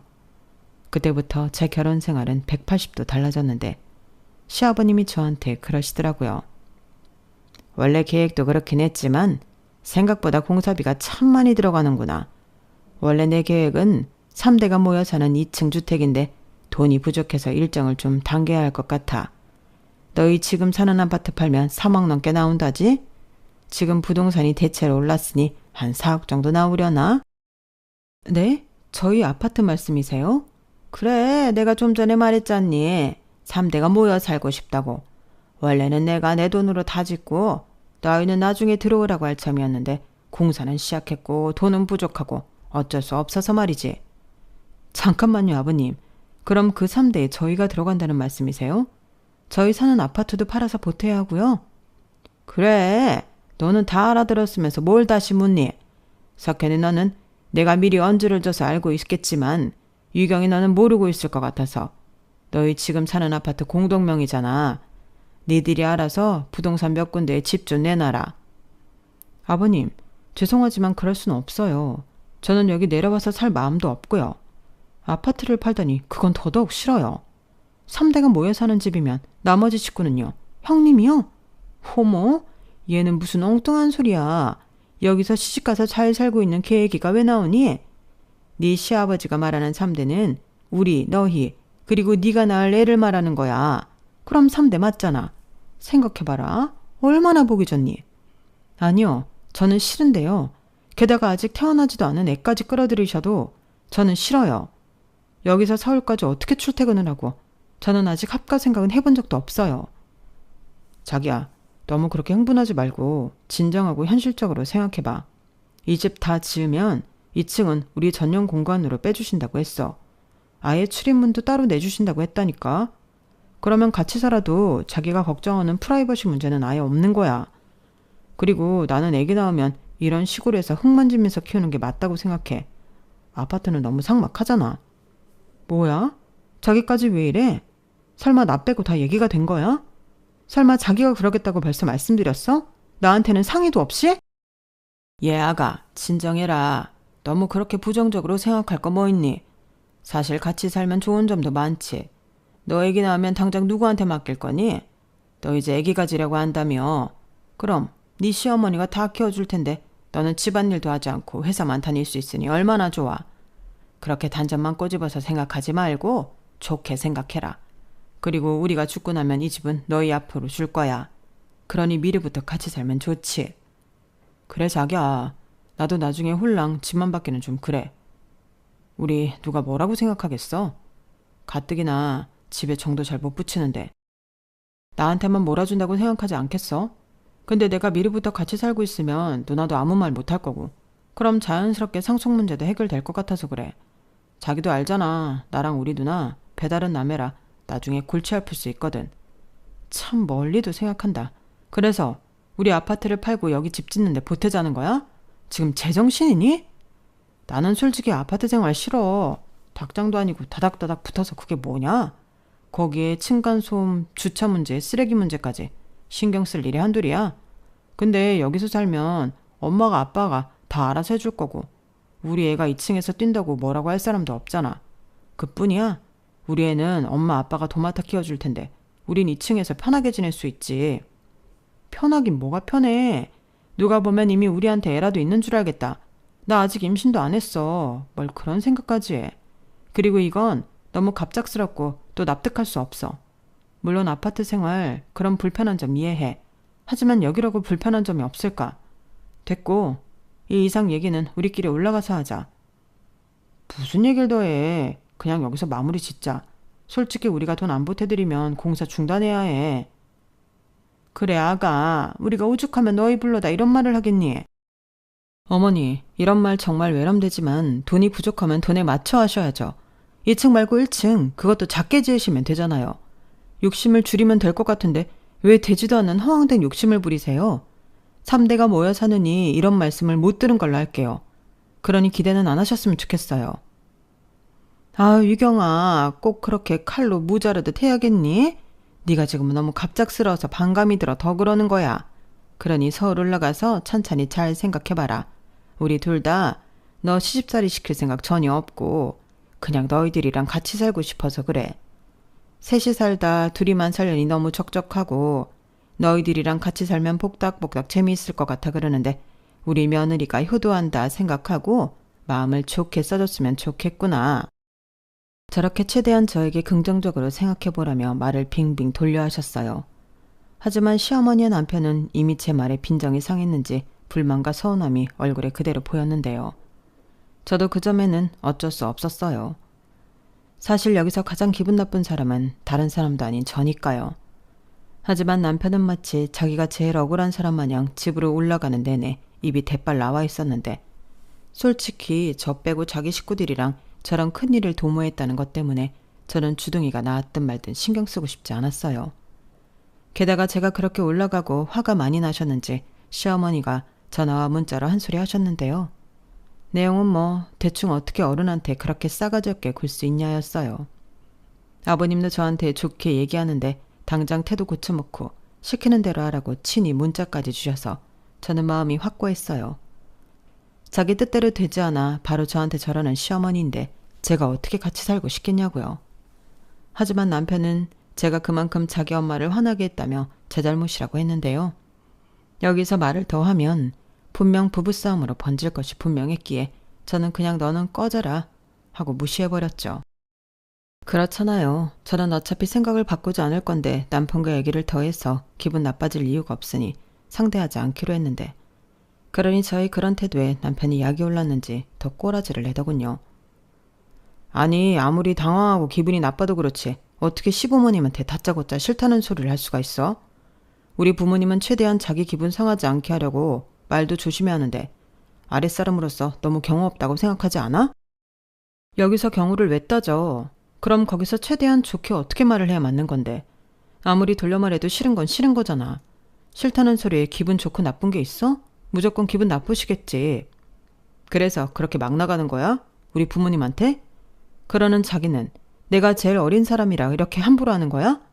나한테 사전에 아무 말도 하지 않았잖아. 내가 그때 얼마나 당황했는지 알아? 그날 나에 대한 배려는 아무것도 없었어. 돈 부족하니까 니들 아파트 팔아서 보태라. 대신 2층은 니들 공간으로 따로 문 달아주겠다. 내가 그럼 여기서 감사하다고 박수라도 쳤어야 하나? 비꼬지 마. 우리 부모님은 자기랑 잘 지내고 싶어서 그런 거였어. 그 자체가 자기에 대한 배려였다고. 애도 낳기만 하면 다 키워준다고 하고 밥이며 청소며 다 해준다고 하는데 자기는 뭐가 그렇게 불만이야? 나 같으면 너무 감사하겠다. 감사? 생각을 해봐.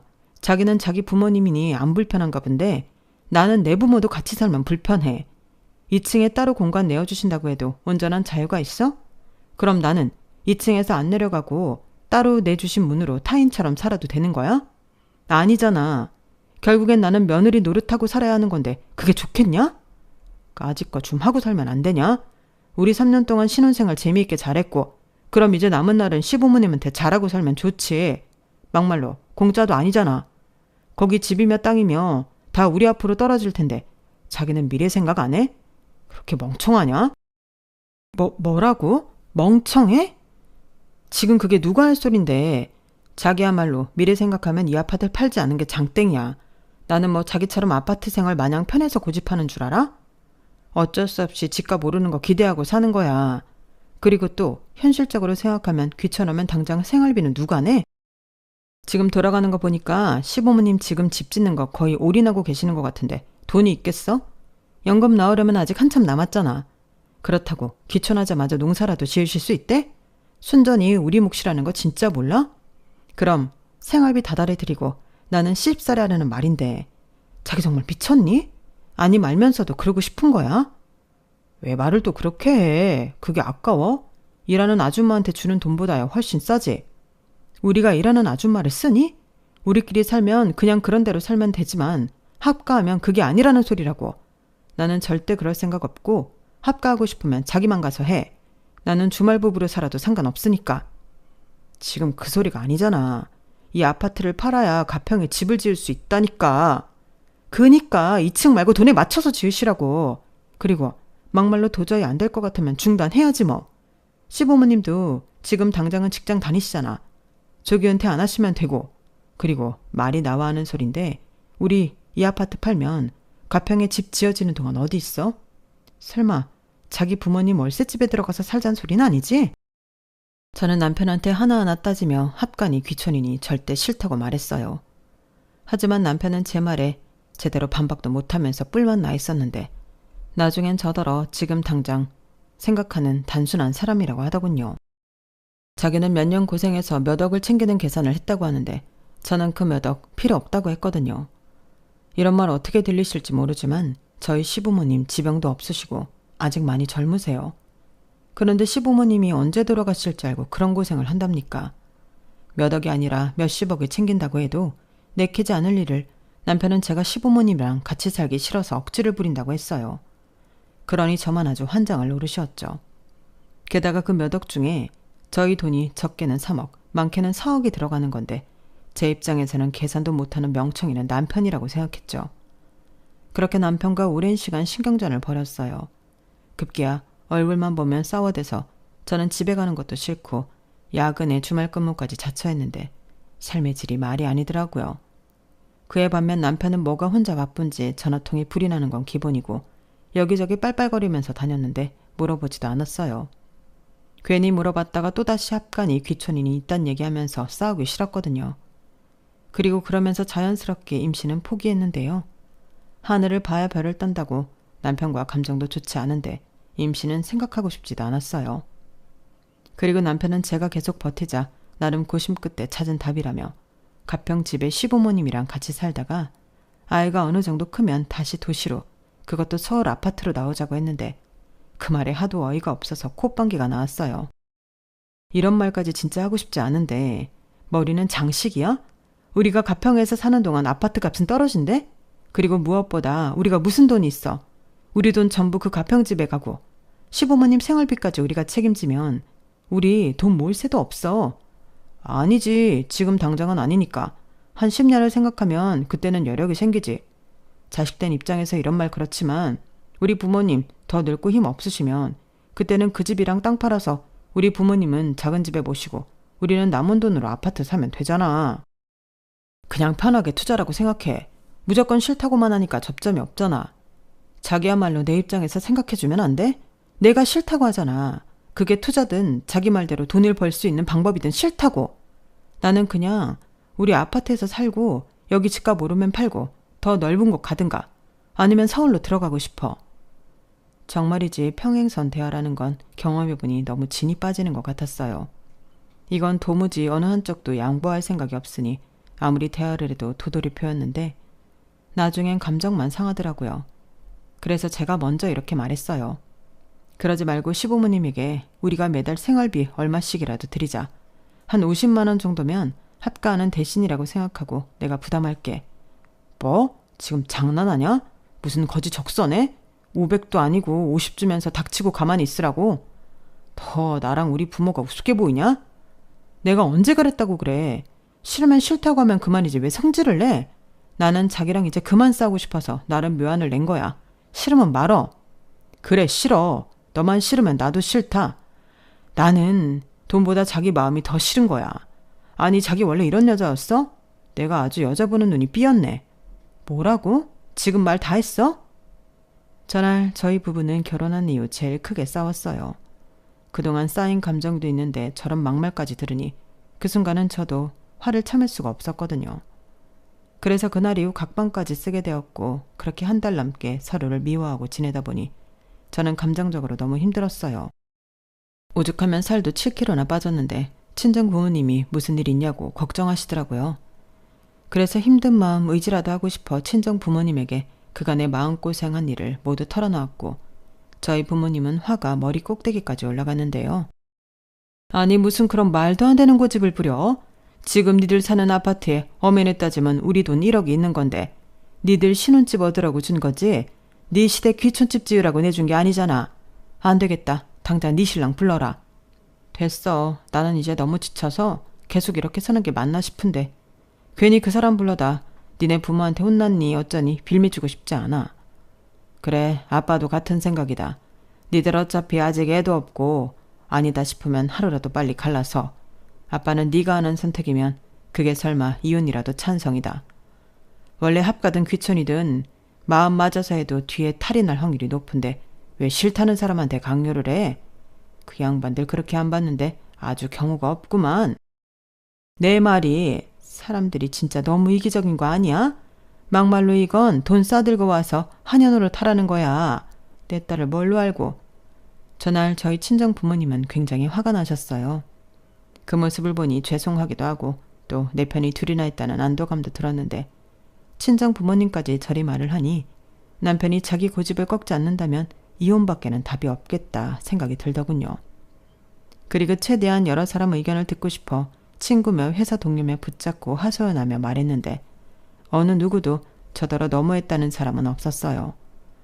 물론 제 측근들이라 당연히 제 편을 들어주겠지만 이건 누가 봐도 저를 구워 삶아 돈도 뺏고 저한테 굳은 일 다 시키며 당신은 어른이라고 편하게 지낼 생각밖에는 보이지 않은 거였죠. 그래서 남편에게 나인지 부모님인지 유치하지만 선택하라고 했고 남편은 1초의 망설임도 없이 부모님이라고 말해 우리는 합의 이혼하기로 결정했어요.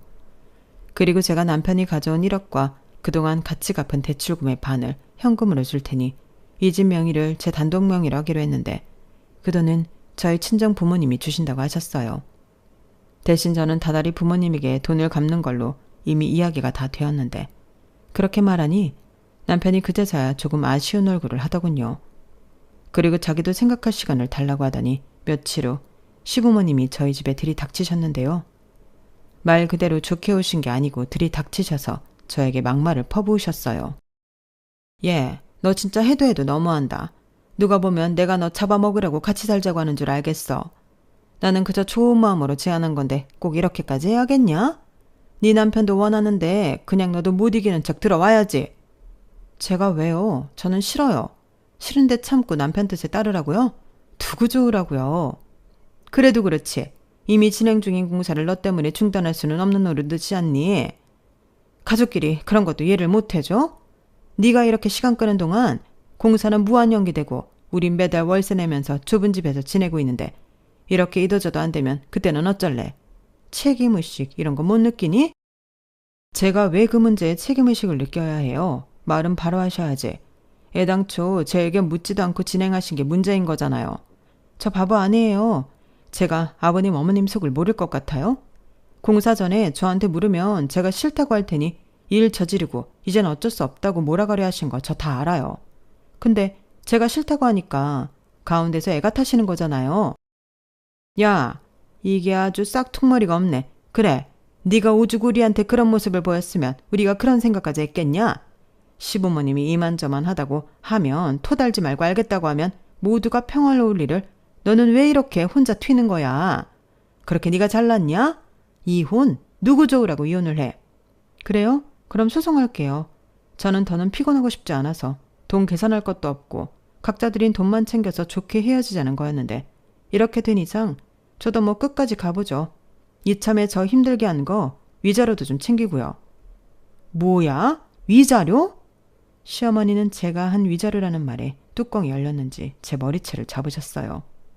그리고는 제가 자기들을 쭉 무시해왔다며 그동안 참았다며 잡은 머리채를 마구마구 흔드셨는데 이런 말이 과격하게 들릴 수도 있는데 머리가죽이 벗겨지는 고통이 밀려오더라고요. 그래서 저도 시어머니의 머리채를 똑같이 잡았죠.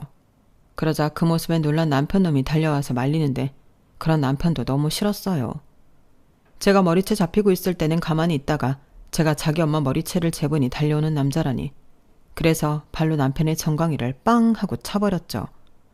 그러자 남편은 아프다고 오도방정을 떨었고 시어머니는 눈이 돌아 저를 죽일 듯 노려봤는데 그때 시아버니 힘으로 저와 시어머니를 떼어놓으셨어요. 그리고 이런 일로 이혼은 절대 안 된다고 하셨는데요. 저는 솔직히 그 말도 이해할 수 없었네요. 이렇게 볼 거 못 볼 거 다 봤는데 이혼을 안 하고 어떻게 산답니까? 그래서 저는 무조건 한다고 큰소리 쳤어요. 저희 친정 부모님도 같은 생각이고 사위 불러다 한 소리 하라는 거 내가 헤어질 사이니 하지 말라고 했다며 각자 하고 싶은 대로 하자고 했는데요. 그제야 남편놈이 자기는 정말로 저랑 이혼할 생각은 없었다며 마음을 바꿔달라고 했어요.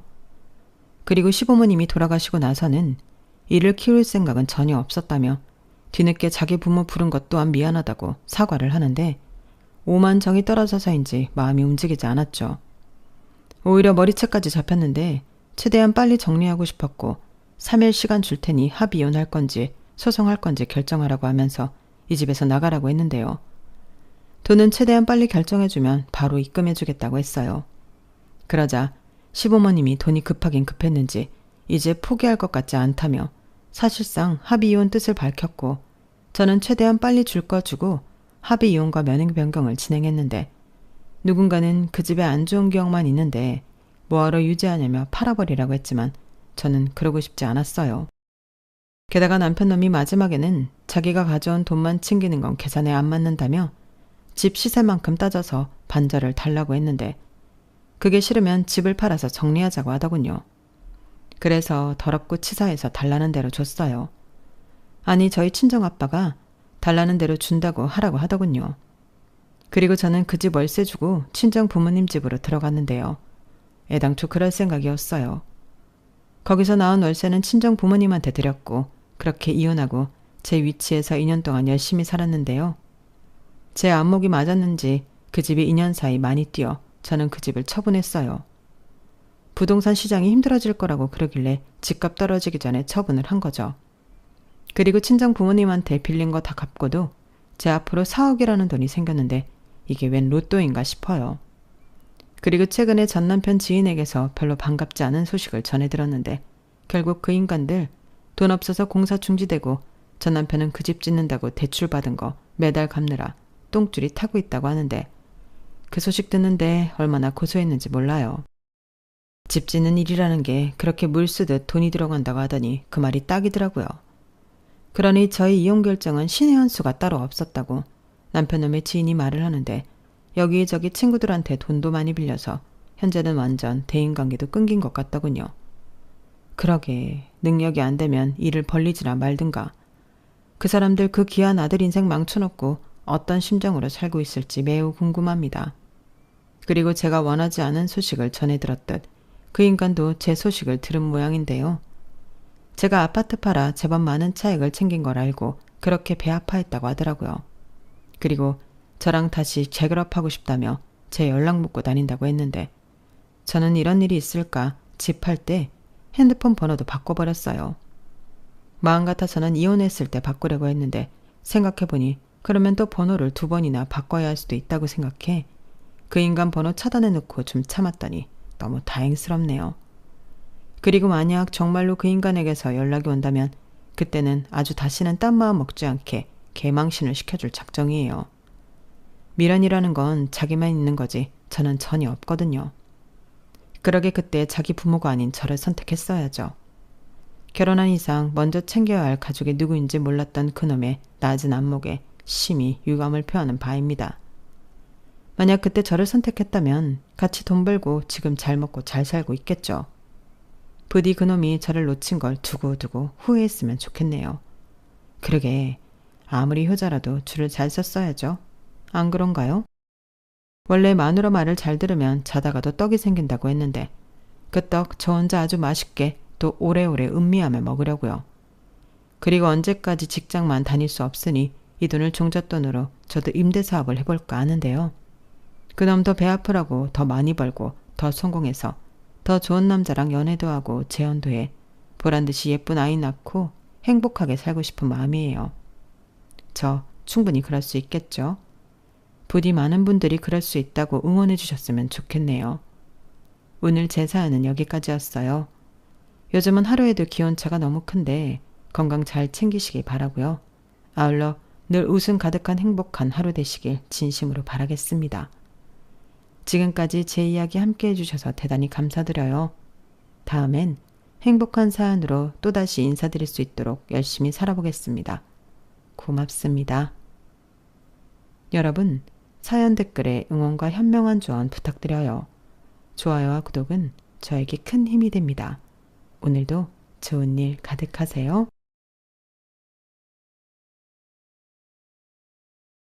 안녕하세요. 오늘도 사연 살롱을 찾아주셔서 감사합니다.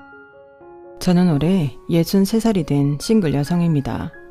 직업은 가정의학과 의사고요. 현재 엄마를 모시고 단둘이 살고 있어요. 그리고 지난 3월 조카딸이 결혼을 해서 처음으로 하객이 아닌 이모로 한복을 입고 식에 참석을 했는데요. 그게 참 기분이 묘했어요. 아무래도 저는 결혼도 하지 않고 아이도 없다 보니 조카를 시집 보내는 게 꼭 자식을 결혼시키는 그런 기분이 들었는데 왜 결혼식 시순 중에 신랑 신부가 부모한테 맞절하는 순서가 있잖아요. 그때 제 동생이 어찌나 울던지 그 모습에 저도 펑펑 울어버렸어요. 그러니까 저는 정작 주인공인 조카 때문에 운 게 아니라 제 동생 때문에 눈물이 터진 건데요. 저랑 동생이 좀 남들과는 다른 인연이거든요. 미리부터 말씀드리자면 저랑 동생은 피 한 방울 섞이지 않은 자매입니다. 그리고 현재 제가 모시고 사는 엄마 역시 저랑은 피 한 방울 섞이지 않은 모녀지간인데요. 그렇다고 제 동생과 저희 엄마가 친모녀 관계도 아니에요. 이렇게 얘기하니까 진짜 이상하게 들리는데 그래도 우리 셋은 남들이 뭐라고 하든 가족이라는 이름 아래 서로를 진심으로 아끼고 사랑하는 사이인데 어떻게 보면 저에게 동생과 엄마는 가족 그 이상인지도 모르겠어요. 그 두 사람은 제가 삶을 포기하고 싶은 순간마다 저를 붙들어준 생명의 은인이거든요. 그리고 지금 어릴 때 저를 떠올리면 그렇게 안쓰럽고 기거할 수가 없는데 지금부터 롤러코스터보다 더 굴곡졌던 제 사연을 소개해 보겠습니다. 저는 태어나 보니 엄마가 없었어요. 저희 엄마가 미혼모로 저를 낳고 자기만 살겠다고 저를 아빠한테 버리고 사라졌거든요. 그리고 저는 아빠가 아닌 할머니 손에 걷어져 아무것도 모르고 자랐는데 그나마 할머니는 저에게 정을 주고 키우셨죠. 어릴 때 기억이 많지는 않지만 할머니가 늘 저를 살뜰히 챙겨주신 것은 기억이 나거든요. 하지만 할머니는 저에게 친모에 대한 이야기는 그 어떤 말도 해주지 않으셨는데 제가 친모에 대해 알게 되었을 때는 초등학교 입학 때문에 아빠와 살게 되면서부터였어요. 그리고 아빠는 이게 다 너 때문이야. 난 아직 장가도 못 갔는데 너 때문에 여자도 못 만난다고. 누가 애 딸린 남자를 좋아하겠냐? 라며 저를 미워했는데 당시 아빠는 중고차 사업을 하고 있었어요. 그래서 그나마 돈은 좀 있던 모양이었는데 부모로서 자질은 없는 그런 사람이었죠. 그리고 자기는 여자도 만나고 장가도 가고 싶은데 저라는 혹이 있어 그러지도 못한다고 제 탓을 했는데 그러다 제가 초등학교 3학년 때 처음으로 새엄마가 생겼어요. 새엄마는 TV에 나오는 여배우처럼 참 예쁜 사람이었는데 저보다 5살이나 어린 여자아이와 함께 저희 집으로 들어왔죠. 그리고 늘 혼자만 있던 저에게 따뜻한 밥과 따뜻한 온기를 나눠줬는데요. 저는 그때가 꿈만 같았어요. 특히 언니 하면서 저만 졸졸 따라다니는 동생을 저는 정말 좋아했는데요. 평소 동생 있는 친구가 많이 부러웠거든요. 정작 친구들은 동생을 마냥 귀찮아했지만 저는 그런 동생 있는 친구들이 부러웠어요. 늘 함께 있고 잠도 같이 자며 어디든 함께 가는, 나도 그런 동생이 있으면 소원이 없겠다고 생각했거든요. 그런데 하루아침에 하늘에서 뚝 제가 원하는 여동생이 생겼는데, 그래서 저는 새엄마가 참 좋았죠. 엄마는 말도 상냥하게 하고 손재주가 좋아서 뜨개질로 뚝딱 원피스도 만들어주고 머리도 예쁘게 묶어줬는데, 그 뒤 저는 학교에서도 유명인사가 되었어요. 뭐 좋은 의미의 유명은 아니었지만 그렇게 애들이랑 어른들이 저만 보면 수군거리더라고요. 어머, 쟤다 쟤. 누구? 쟤가 왜? 너 쟤 몰라? 쟤 3반의 꼬질이잖아. 정말? 쟤가 그 꼬질이라고? 우리 엄마가 그러는데 쟤 아빠가 이번에 세장가 가셔. 쟤 새엄마 생겼대. 그래서 쟤 요즘 완전 공주라니까. 샤랄라 원피스도 입고 학교 오고 머리도 디스코 머리 하고 오는데 다른 애인 줄 알았잖아. 와, 정말? 신기하다. 무슨 엄마 하나 생겼다고 애가 그렇게 바뀌어? 그치, 나도 놀랐다니까. 근데 쟤네 아빠 좀 그래. 우리 엄마가 그러는데 쟤 아빠 완전 바람둥이래. 여자가 월화수목 금토일이 있다나? 진짜? 그럼 쟤 새엄마는? 몰라. 근데 그럼 그 새엄마 언제 또 바뀔지 모르는 거 아닌가? 이런 식으로 애 어른 할 것 없이 이런저런 나쁜 소문이 들렸는데, 그렇다고 그런 아이들과 싸우지도 못했어요. 저는 그만큼 소심했고, 또 싸움을 해서 문제가 커지면 새엄마가 정말로 다시 우리 집을 나갈 수도 있다고 생각해 속은 상처투성이임에도 불구하고 겉으로는 늘 웃고 다녔어요. 그러니 아이들과 어른들은 더 제 얘기를 아무렇지 않게 했는데, 한 번은 학교 끝나고 집에 가려는데 저희 새엄마랑 동네 아주머니가 머리채를 잡고 싸우고 있었어요. 아마도 그 아주머니가 수군거린 소리를 듣고 저희 엄마가 화가 난 것 같았는데, 그때 동생은 울고 있다가 저를 보자마자 달려왔죠. 그날 새엄마는 아무렇지도 않다는 듯 냉장고를 털어 맛있는 반찬을 만들어 제 앞에 밀어줬는데, 그때 봤어요. 참으려고 애를 써도 새엄마의 눈에는 눈물이 흘렀거든요. 그리고 그때 새엄마는 저를 품에 꼭 끌어안고 자자고 하셨는데, 동생은 자기만 빼고 둘만 그런다고 입이 삐죽 나왔지만 엄마는 저를 품에 안아줬어요. 그리고 작은 소리로, 다정아, 화가 나면 화를 내도 돼. 이제부터 참지 말고 싫으면 싫다, 화나면 화난다, 그렇게 다 얘기해. 엄마가 너무 늦게 알아서 미안해. 다정이는 이름만큼이나 너무 다정해서 엄마가 몰랐어. 미안하고 사랑해 우리 큰딸. 이렇게 말했는데 그땐 저도 눈물을 참지 못했어요. 세상에서 이렇게 따뜻한 사람이 있다는 것에 감사하는 마음이었죠. 그런데 그런 행복도 그리 길진 않았어요. 아빠가 사업을 핑계로 소문처럼 다른 여자들을 만나고 다니더니 그중에 사람을 잘못 만나 가지고 있던 사업체며 돈 같은 걸 모두 사기당했죠. 그 뒤로 집은 난리가 났고 저희 가족은 번듯한 양옥집에서 화장실도 없는 지하 단칸방으로 이사를 갔는데, 그때부터 아빠는 술만 마시며 살았어요.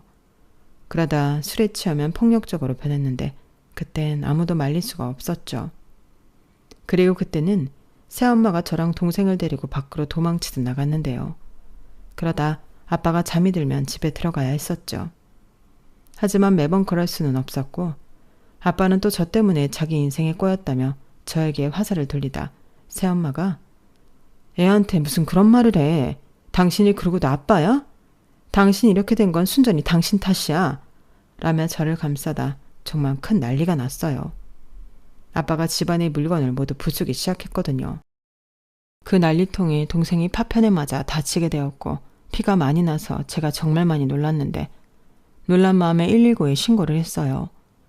그리고 그 일로 아빠는 가정폭력으로 경찰서로 갔는데, 그러는 와중 새엄마의 가족들에게도 연락이 닿았는지 어느 날은 새엄마의 오빠라는 사람이 나타나 막무가내로 새엄마와 동생을 데리고 가버렸어요. 그때 그 차를 쫓아가며 정말 많이 울었는데, 그 뒤로 딱 한 번 새엄마에게 전화 온 게 다였어요. 그때 새엄마는 몰래 전화를 하는 것처럼 수군거리며, 다정아, 엄마야. 엄마가 금방 다정이 데리러 갈 거니까 조금만 참고 기다리고 있어. 엄마 말 알아들었지? 절대 잊지 마. 엄마가 꼭 데리러 갈게. 미안해 다정아? 라고 황급히 말하고 전화를 끊었는데 애석하게도 그 뒤로 새엄마가 저를 찾아오거나 다시 전화가 걸려오는 일은 없었어요. 아니 그럴 수도 없는 게 현실이었는데 저희 집 상황이 더 나빠져 저는 고모집에 가 있게 되었거든요. 그리고 아빠는 자기 인생을 포기한 사람처럼 어디서 뭘 하는지 가족들도 그 소식을 모르고 살았는데 사실 고모집에 있을 때도 저는 눈칫밥을 먹어야 했어요. 어느 누구도 저를 맡으려 하지 않는 가운데 고모는 고모부 눈치가 보인다면서 저를 방에만 있게 하셨거든요. 그러니 그 예민하고 어렸던 아이가 얼마나 외롭고 힘들었겠어요. 그런데 그때 우연히 교회에 가게 되었는데 거기에서 운명처럼 한 사모님을 만나게 되었어요. 그분은 그 교회 목사님의 부인이셨는데 저에게 맛있는 간식과 성경책을 선물로 주셨죠. 그리고 심심하면 언제든 오라고 하셨는데요. 그래서 저는 걸핏하면 그 교회에 가서 살다시피 했어요. 어차피 고모집 가면 또 방에 틀어박혀 있어야 하니까 저는 교회가 편하더라고요. 그리고 거기서 스스로 공부하는 방법도 터득했는데요. 그때 사모님이 이렇게 말씀하셨어요. 우리 다정이는 머리가 참 좋구나. 다정이처럼 똑똑한 아이는 조금만 노력하면 공부를 참 잘할 수 있을 텐데 이번 참에 공부를 열심히 해보렴. 공부요? 근데 공부하려면 돈이 필요하지 않나요? 저는 돈이 없는데. 공부하는데 왜 돈이 필요해? 다정이의 의지와 마음만 있으면 공부는 언제든 할 수 있지. 그리고 공부를 잘하면 불가능한 것들도 전부 할 수 있어. 네? 불가능한 것도 이루어져요? 그럼 엄마랑 동생도 다시 만날 수 있나요? 그럼 우리 다정이가 공부를 열심히 해서 성공하면 분명 만날 수 있지.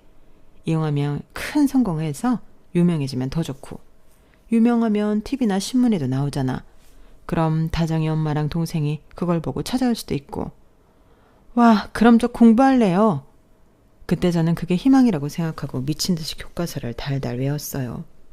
모르는 게 있으면 사모님과 사모님 아들이 가르쳐줬고 저는 또 그걸 까먹지 않으려 줄노트에 줄이 보이지 않도록 적고 또 적으며 공부를 했죠.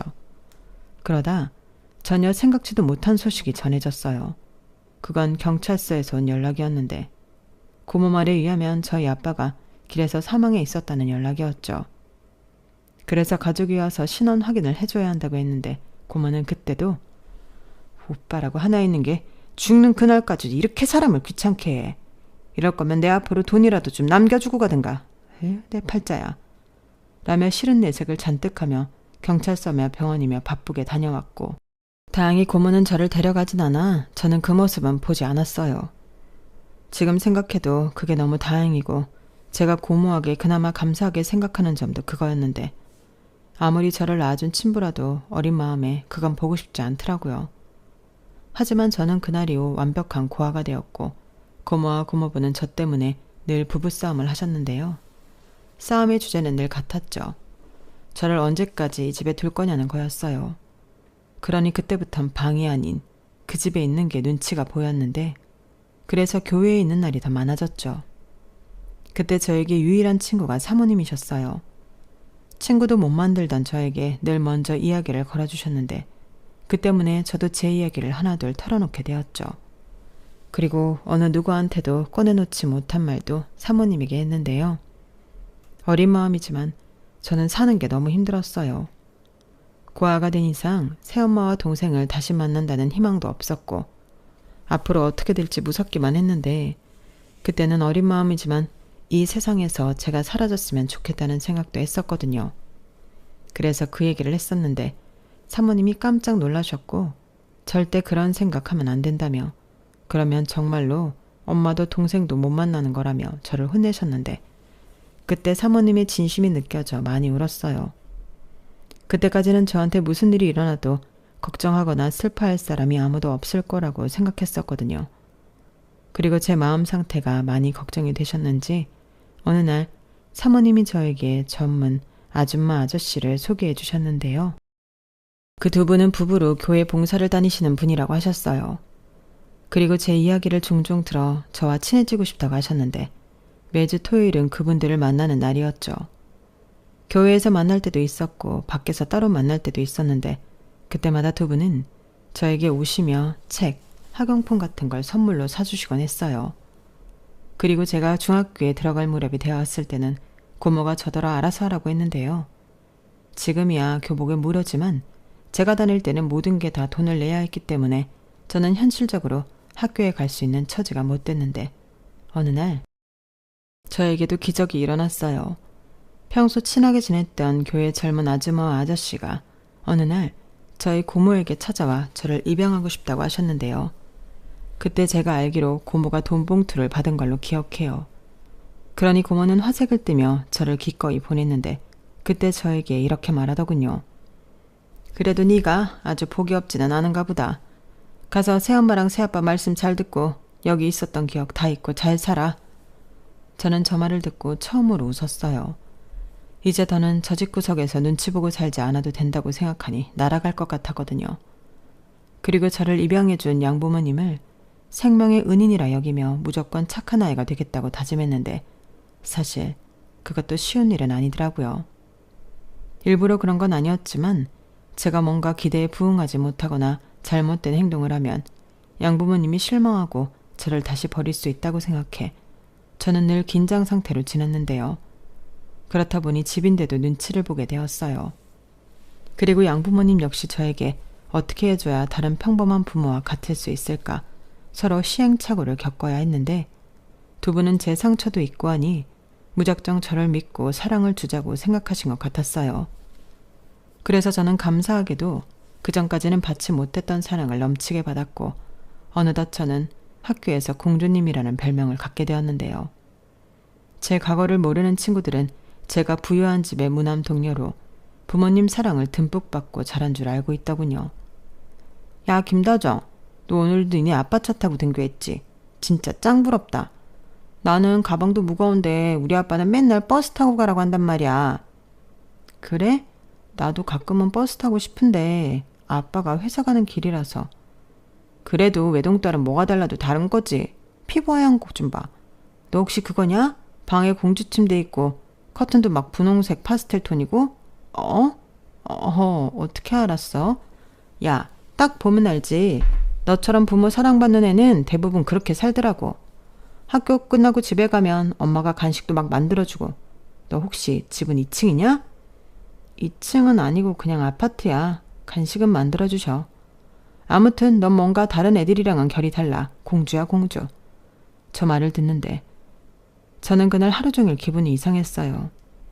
그전까지 제 삶은 비참하게 그지없는 그런 아이였는데 제가 하루아침에 공주가 되어 있었으니까요. 그리고 그게 솔직히 싫지도 않았는데요. 그냥 그렇게 저를 모르는 아이들에게 저는 원래부터 그런 아이라는 인식으로 남고 싶더라고요. 그리고 저는 마음 한편에 동생과 새엄마에 대한 그리움을 품고 있었는데 양부모님이랑 함께 살고부터는 그것도 내색하지 못했죠. 어쩐지 그러면 양부모님을 배신하는 것처럼 느껴져 그저 표현하지 못했는데요. 그때도 그런 생각을 했어요. 언제고 어른이 되면 그때는 내가 직접 새엄마와 동생을 찾겠다고요. 어쩌면 누군가는 피가 섞인 진짜 가족도 아닌데 그렇게까지 할 필요가 있었냐고 생각하실 수도 있을 텐데요.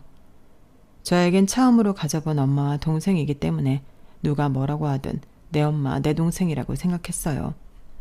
그리고 그런 마음을 가졌다고 해서 양부모님에 대한 마음이 거짓이나 가식은 아니었는데요. 양부모님에겐 자식으로서 할 도리를 다하자고 스스로 다짐했었죠.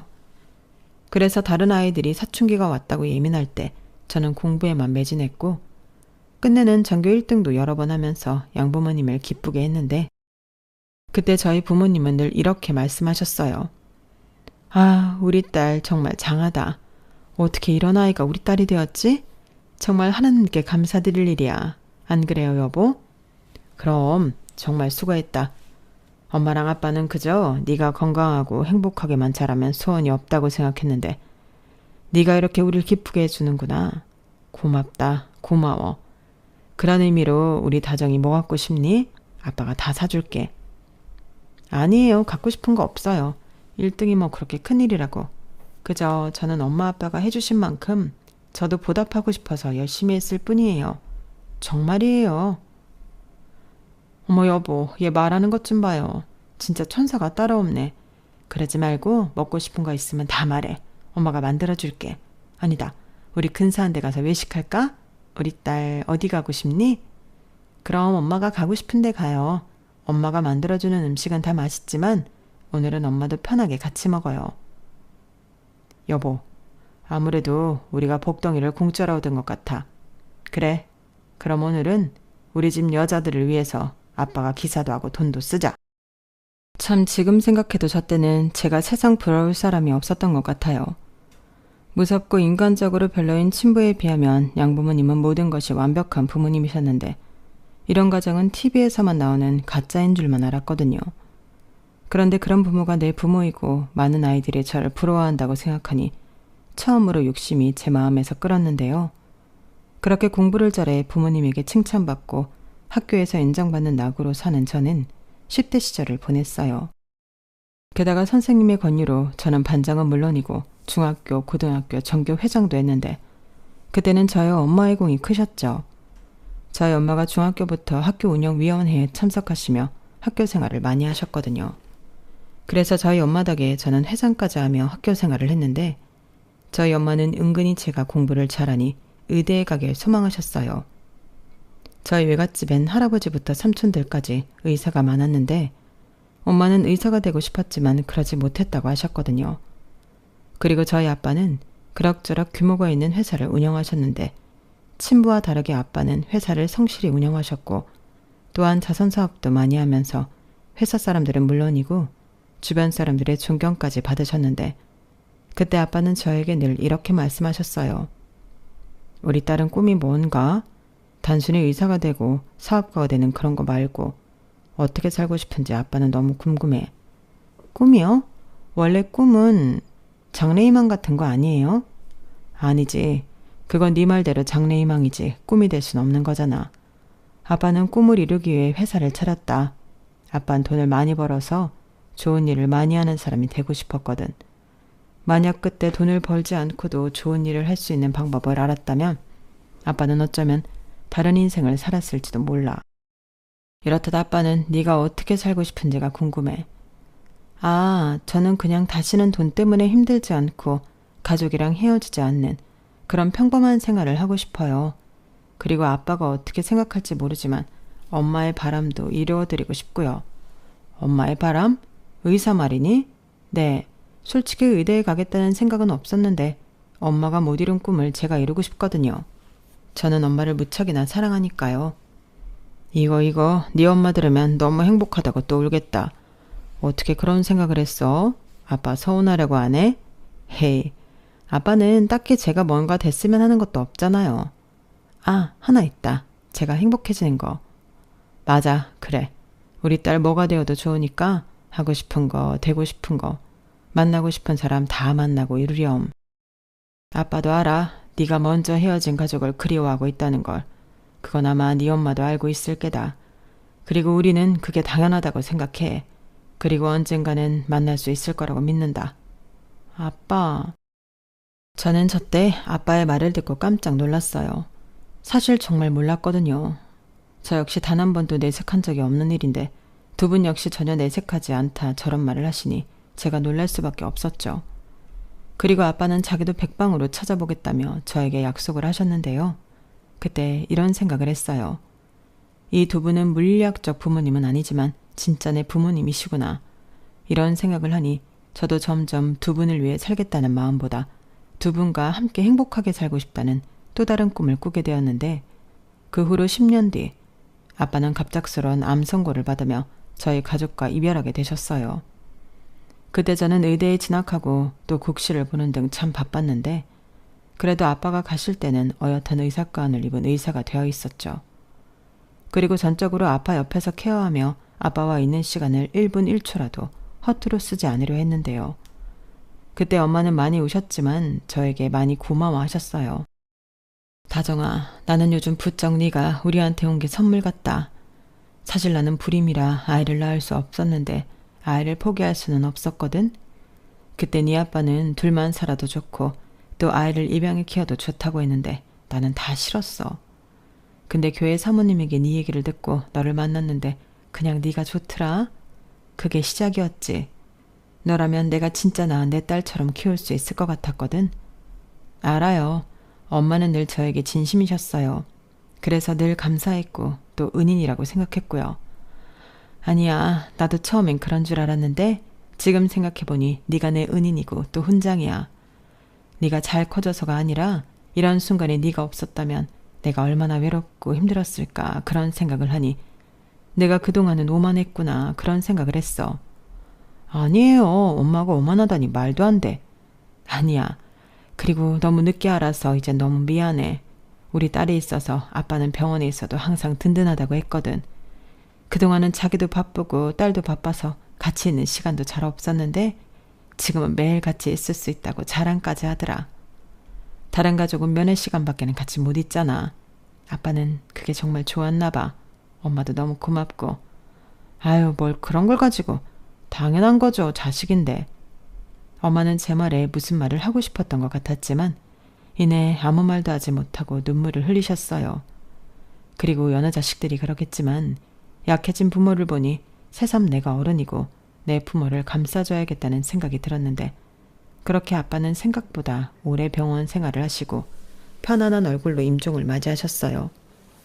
그리고 그때 저에게 그동안 고맙다고 또 가족을 못 찾아줘서 미안하다고 하셨는데 저는 그저 사랑한다는 말로 아빠를 꼭 끌어안아드렸죠.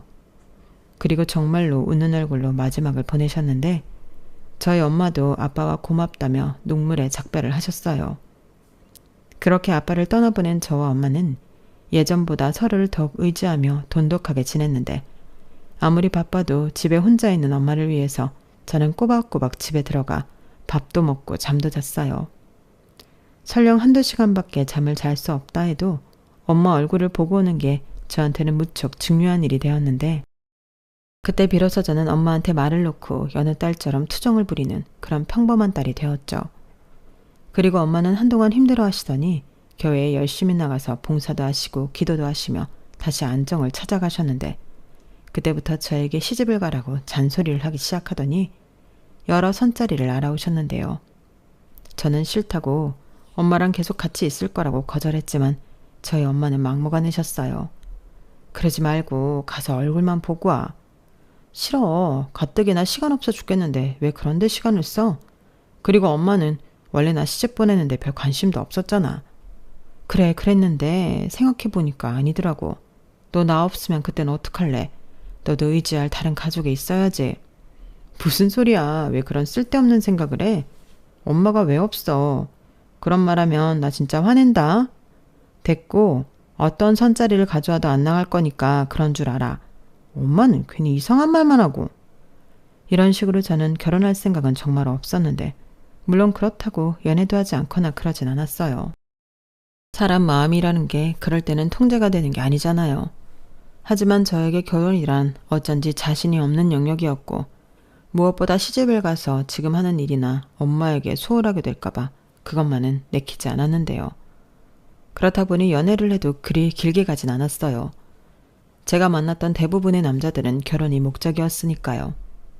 그렇게 남들 다 결혼하고 아이 낳을 때까지 저는 독신으로 의사 생활에만 전념했고 제 나이 48에는 동네의 가정의학과 병원을 차렸는데 엄마가 환갑을 넘기니 엄마와 있는 시간을 늘리고 싶어 선택하게 되었죠. 그래서 병원도 이왕이면 저희 동네에 개원했고 그때 저희 엄마 지인들이 많이 오셔서 저희 병원은 처음부터 잘 되었는데요. 그렇다 보니 병원 차릴 때 졌던 빚도 빠른 속도로 갚아나갔고 좋은 장비도 여러 대 페이 닥터도 2명 정도 더 쓰면서 자리를 잡아갔어요. 그렇게 정신없이 살다 보니 저는 어느덧 환갑을 맞이할 나이가 되었고 엄마는 여든을 코앞에 두게 되었는데 엄마 눈에는 제가 아직도 어려 보이는지 계속 결혼 타령을 하시더라고요. 자기 나이도 있고 건강도 예전 같지 않으니 더 잔소리가 심해졌어요. 하지만 이 나이에 결혼을 하는 것도 너무 웃긴 일이라 엄마, 이젠 내가 시집가고 싶어도 날 받아줄 남자가 없어. 지금 결혼해봤자 얼마나 같이 산다고 라며 너스레를 떨면서 농담처럼 말하는데 그러면 엄마는 아니라며 네가 어때서? 너는 지금도 애기지. 네가 마음만 먹으면 엄마가 좋은 남자 찾아볼게 하며 저를 어린애 취급을 하셨는데 주변에서 그러시더라고요. 원래 엄마 눈에는 자식의 나이도 또 주름도 보이지 않는다고요. 그리고 그 말이 저는 싫지 않아 엄마에게 더 어리광을 부리곤 했는데 그러던 어느 날이었어요. 그날은 명절을 코앞에 둔 마지막 진료일이었는데 시기 탓인지 정말 많이 바빴죠. 그리고 드디어 마지막 환자가 대기하고 있었고 저는 얼른 진료를 마치고 집에 가서 엄마랑 음식하며 쉴 생각을 하고 있었는데 그때 간호사가 익숙한 이름을 호명하더군요. 저는 얼른 접수 사태를 봤어요. 김소원, 나이만 53세. 그걸 보는데 뭔가 뒷골이 쭈뼛하고 서는 것 같았죠. 헤어졌던 동생 이름과 나이가 같았거든요. 하지만 세상 아래 그런 우연은 있을 리가 어렵기 때문에 저는 그저 그동안 잊고 있던 동생에 대한 마음인 줄만 알았는데 그때 한 중년의 여자가 제 앞에 앉았어요. 그리고 저는 여느 환자들에게 건네는 말처럼 안녕하세요. 어디가 불편해서 오셨나요? 라고 물었는데 그때 저를 똑바로 쳐다보며 그 환자가 이렇게 말을 했죠. 안녕하세요. 제가 목을 많이 쓰는 직업이라서요. 목 좀 보고 싶어서요. 그리고 가정의학과면 오래전에 생긴 흉터도 치료할 수 있나요? 제가 어릴 때 생긴 상처가 있어서. 아, 어디 한번 볼까요? 대체로 어릴 때 생긴 상처는 피부 전문 병원에 가서야 치료가 가능할 텐데요. 저는 환자가 내민 손목 흉터를 봤어요.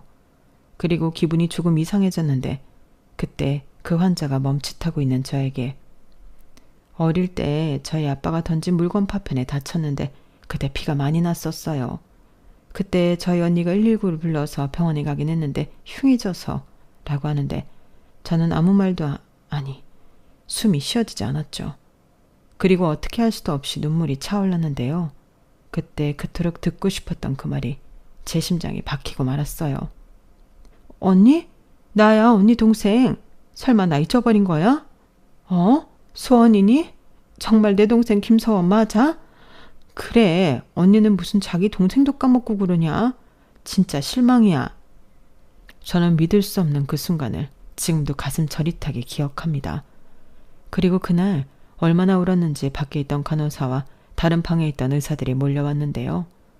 저희 사연을 알고는 모두 울음바다가 되었어요. 오죽하면 진료 오신 환자분들도 축하한다며 눈물 섞인 박수를 보내주셨는데 제 인생에 이런 날이 올 줄은 꿈에도 몰랐죠. 사실 부끄럽지만 아빠가 돌아가시고 정신없이 살다 보니 새엄마와 동생을 찾는 것도 잊고 살았거든요. 아니 그 정도 노력했는데 되지 않았으니 이건 어쩔 수 없는 거라며 포기했었는데 이렇게 동생이 자기 발로 저를 찾아올 줄은 정말로 몰랐어요. 그리고 겨우 눈물을 멈추고 벌게진 눈으로 동생 얼굴을 보는데 통통했던 볼살과 유독 동그랗던 눈이 그대로인 영락없는 제 동생이었는데요. 옷자락에 변호사 배지가 눈에 띄더군요. 그래서 제가 놀란 눈으로 변호사 배지를 가리켰는데 동생은 빙그레 웃으며 이렇게 말했어요. 내가 이 배지 달려고 얼마나 노력했는지 알아? 무려 3수를 했다고. 그리고 죽기 살기로 공부하고 변호사 배지 단 후에 또 죽어라 언니 찾아다녔어. 근데 언니는 뭐 하느라 나도 동생도 안 찾았냐? 그게 나도 찾았는데 찾을 방법이 없어서. 그럴 줄 알고 내가 이렇게 찾아왔지. 이게 바로 변호사의 정보망이라는 거야. 그거 불법은 아닌 거지? 어허, 나를 뭘로 보고? 물론 살짝 연줄도 있긴 했지만 불법은 아니야. 근데 나 정말 놀랐다. 우리 언니가 이렇게 훌륭한 의사가 되어 있을 줄이야. 나도 놀랐다. 네가 변호사라니. 엄마도 많이 기뻐하셨겠다. 아, 엄마는 어디 계셔? 건강하시지? 그게 사실은 말이야. 동생은 참았던 눈에 다시 눈물을 흘리며 새엄마 이야기를 하기 시작했어요. 새엄마는 15년 전에 돌아가셨는데 그때도 찾지 못한 큰딸을 그리워하고 또 미안해하시며 그렇게 눈을 감았다고 하더라고요. 그리고 이혼으로 동생에게 언니를 꼭 찾으라고 했다는데 동생은 저랑 달리 결혼도 하고 아이도 있어 저를 찾는 게 본의 아니게 오래 걸렸다고 했어요. 저 역시 그 말을 듣는데 눈물이 나왔고 찾아도 내가 먼저 찾고 새엄마 가시는 길에 함께 했어야 했다는 죄송함에 한동안 고개도 들지 못했는데요. 그날 저녁 저희 자매는 참 많은 이야기를 하며 그간의 살아온 이야기를 했네요. 외갓집에 가서도 저 못지않게 눈치와 구박 속에 힘들었던 이야기와 끝내 새엄마와 동생이 몰래 집을 나와 저를 찾아다닌 이야기부터 파란만장이라는 말이 무색할 정도였는데 새엄마는 집을 나왔을 때부터 천식으로 고생을 하고 계셨다고 했어요. 그래서 더 적극적으로 저를 찾지 못하셨는데 그럴 때면 베개가 다 젖도록 울고 그러셨다고. 그러다 친부가 객사한 사실을 알게 되고 또 저를 맡았다는 고모에게 찾아갔는데 고모는 무슨 꿍꿍인지 제가 있는 곳을 알려주지 않았다고 하더군요. 그때 고모가 언니는 부잣집에 입양 가서 잘 살고 있으니까 찾지 말라고 했어. 어차피 찾아봤자 지금 부모보다 잘해줄 수도 없을 텐데 뭐하러 찾냐고. 나를 위해서라도 찾지 말아야 한다고 했는데 그 말에 엄마가 딱 포기하더라. 근데 그게 아니었어. 난 정말 엄마가 언니 고모 말 듣고 포기한 줄 알았거든. 근데 엄마는 그 뒤에도 한참 동안 언니 찾으러 혼자 여기저기 다녔더라고. 그렇게 찾았는데도 결국엔 언니를 못 찾은 거지. 그러니까 그게 한이 돼서 나한테 언니 꼭 찾으라고 그렇게 말하고 갔어. 저는 동생 말에 한동안 아무 말도 하지 못했어요. 그동안 혼자 저를 찾아다녔을 새엄마를 생각하니 마음이 너무 쓰리고 아팠거든요.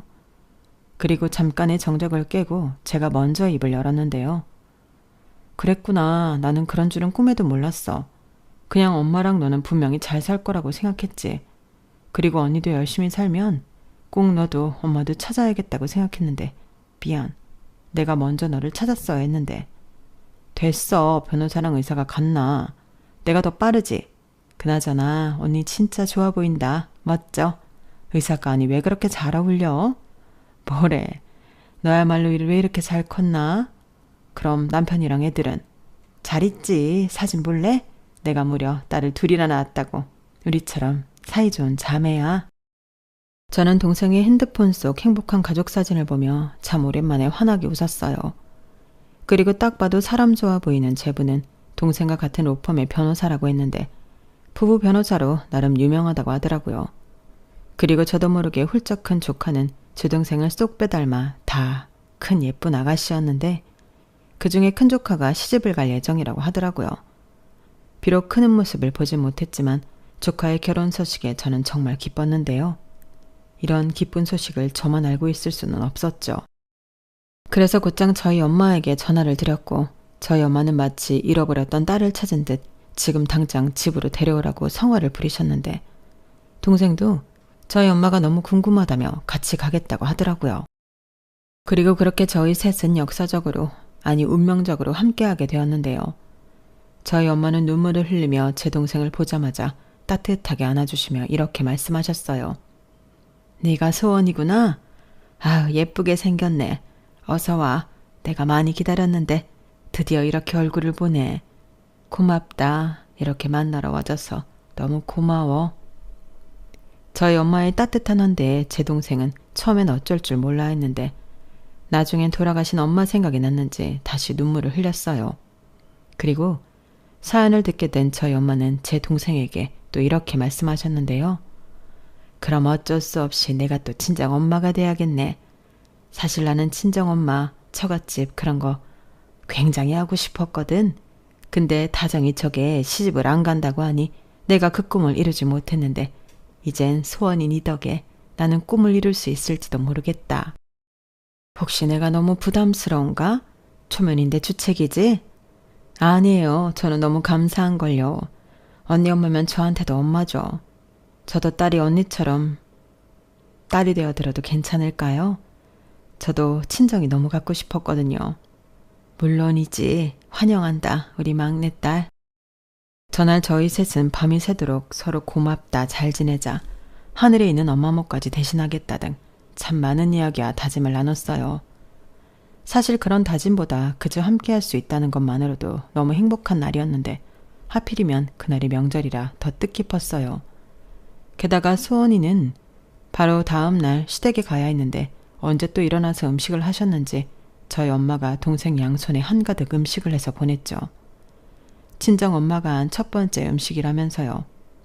그리고 그날 이후 저보다도 제 동생이 저희 엄마를 잘 챙기는 딸이 되었는데 저희 셋은 이젠 걸핏하면 만나서 고스톱을 치는 그런 가족이 되었어요. 아유, 그동안 맞고만 치다 고스톱 치니까 너무 재밌네. 다정이 너 강박이다. 알고 있어. 무슨 딸 돈을 그렇게 따가려고 그래? 노미자 권사님, 이러시면 안 되는 거 아닙니까? 안 되긴 뭐가 안 됩니까? 고스톱은 친목 도모입니다. 맞아, 엄마가 그렇다면 그런 거지. 언니, 나 폭탄이다. 아유, 우리 소원이는 변호사라 그런지 똑똑하네. 그리고 이걸 참고 지금 쓰냐? 역시 내 딸이다. 우리 다정이 저거 돈 왕창 뜯어서 요 앞에 들깨 수제비 먹으러 가자. 정말요? 맛있겠다. 그럼 나는 언니 돈 더 따서 파전도 먹어야지. 거기 파전도 팔아요? 그럼 당연하지. 거기가 또 파전 맛집이야. 다정이 너 뭐하니? 얼른 쳐라. 얼씨구, 이젠 딸도 하나 더 생겼겠다. 본격적으로 나를 벗겨먹겠다? 됐어, 나 안 해. 너 삐졌니? 어머, 엄마, 언니 삐졌나 봐요. 세상에 김다정이 삐지기도 하네. 너 몰랐니? 얘 아주 삐순이다. 저렇게 속이 좁아서 환자는 어떻게 봤나? 내가 맨날 기도해. 엄마. 저는 제 인생 그리고 끝자락쯤엔 이런 행복이 있을 줄은 꿈에도 몰랐어요. 흔히들 인생은 아무도 알 수 없다고 하더니 그 말이 꼭 맞더라고요. 제 나이 예순에 이런 기적이 일어날지 누가 알았을까요? 그리고 우리 셋은 이렇게 별것도 아닌 일에 웃고 떠들며 거의 매일 함께하고 있는데 오죽하면 제부가 우리 동네로 이사를 고려하고 있다고 하네요.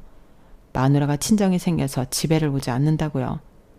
하지만 그런 사위의 마음도 모르고 저희 엄마는 평생 갖지 못한 사위와 소녀가 생겼다는 기쁨에 요즘 주방에서 콧노래를 부르며 주구장창 음식을 하시는데 그 모습을 보고 있으면 제가 다 흐뭇해집니다. 저건 말려도 소용이 없는 거거든요. 그리고 그 모습을 보고 있으면 하늘에 계신 아빠 생각이 저절로 나는데요. 사실 아빠가 돌아가시고 저는 평생 엄마를 행복하게 해주고 싶다는 꿈이 있었어요. 그리고 다시 만난 동생 덕에 그 꿈을 이룬 것 같은 요즘인데요. 그렇기 때문에 매일매일이 감사하고 기적처럼 느껴집니다. 만약 평생 동생을 만나지 못했다면 이런 꿈 같은 날들은 저한테 일어나지 않았을 거잖아요. 그러니 항상 동생에게 고마운 마음을 표현하며 앞으로 얼마의 시간이 더 허락될지는 모르지만 엄마와 그리고 동생과 아주 오랫동안 건강하고 행복한 추억을 많이 만들고 싶습니다. 더 빨리 만나면 더 좋았겠지만 더 늦지 않아 너무 다행인 제 사연은 여기까지예요. 여러분들에게도 가족이라는 사람들이 있죠. 제 어린 시절처럼 좀 버겁고 힘든 존재일 수도 있고 지금의 저희처럼 사랑스럽기만 할 수도 있을 텐데 가족이라는 말이 아프기보다 늘 행복하셨으면 좋겠네요. 그럼 지금까지 제 사연 들어주셔서 감사한 마음을 여기에 남겨두고 저는 이만 마지막 인사를 드려야 할 것 같은데 항상 건강하시고 사랑하는 사람과 이왕이면 좋은 날만 가득하시길 진심으로 바라며 여러분 안녕히 계세요. 여러분 사연 댓글에 응원과 현명한 조언 부탁드려요. 좋아요와 구독은 저에게 큰 힘이 됩니다. 오늘도 좋은 일 가득하세요.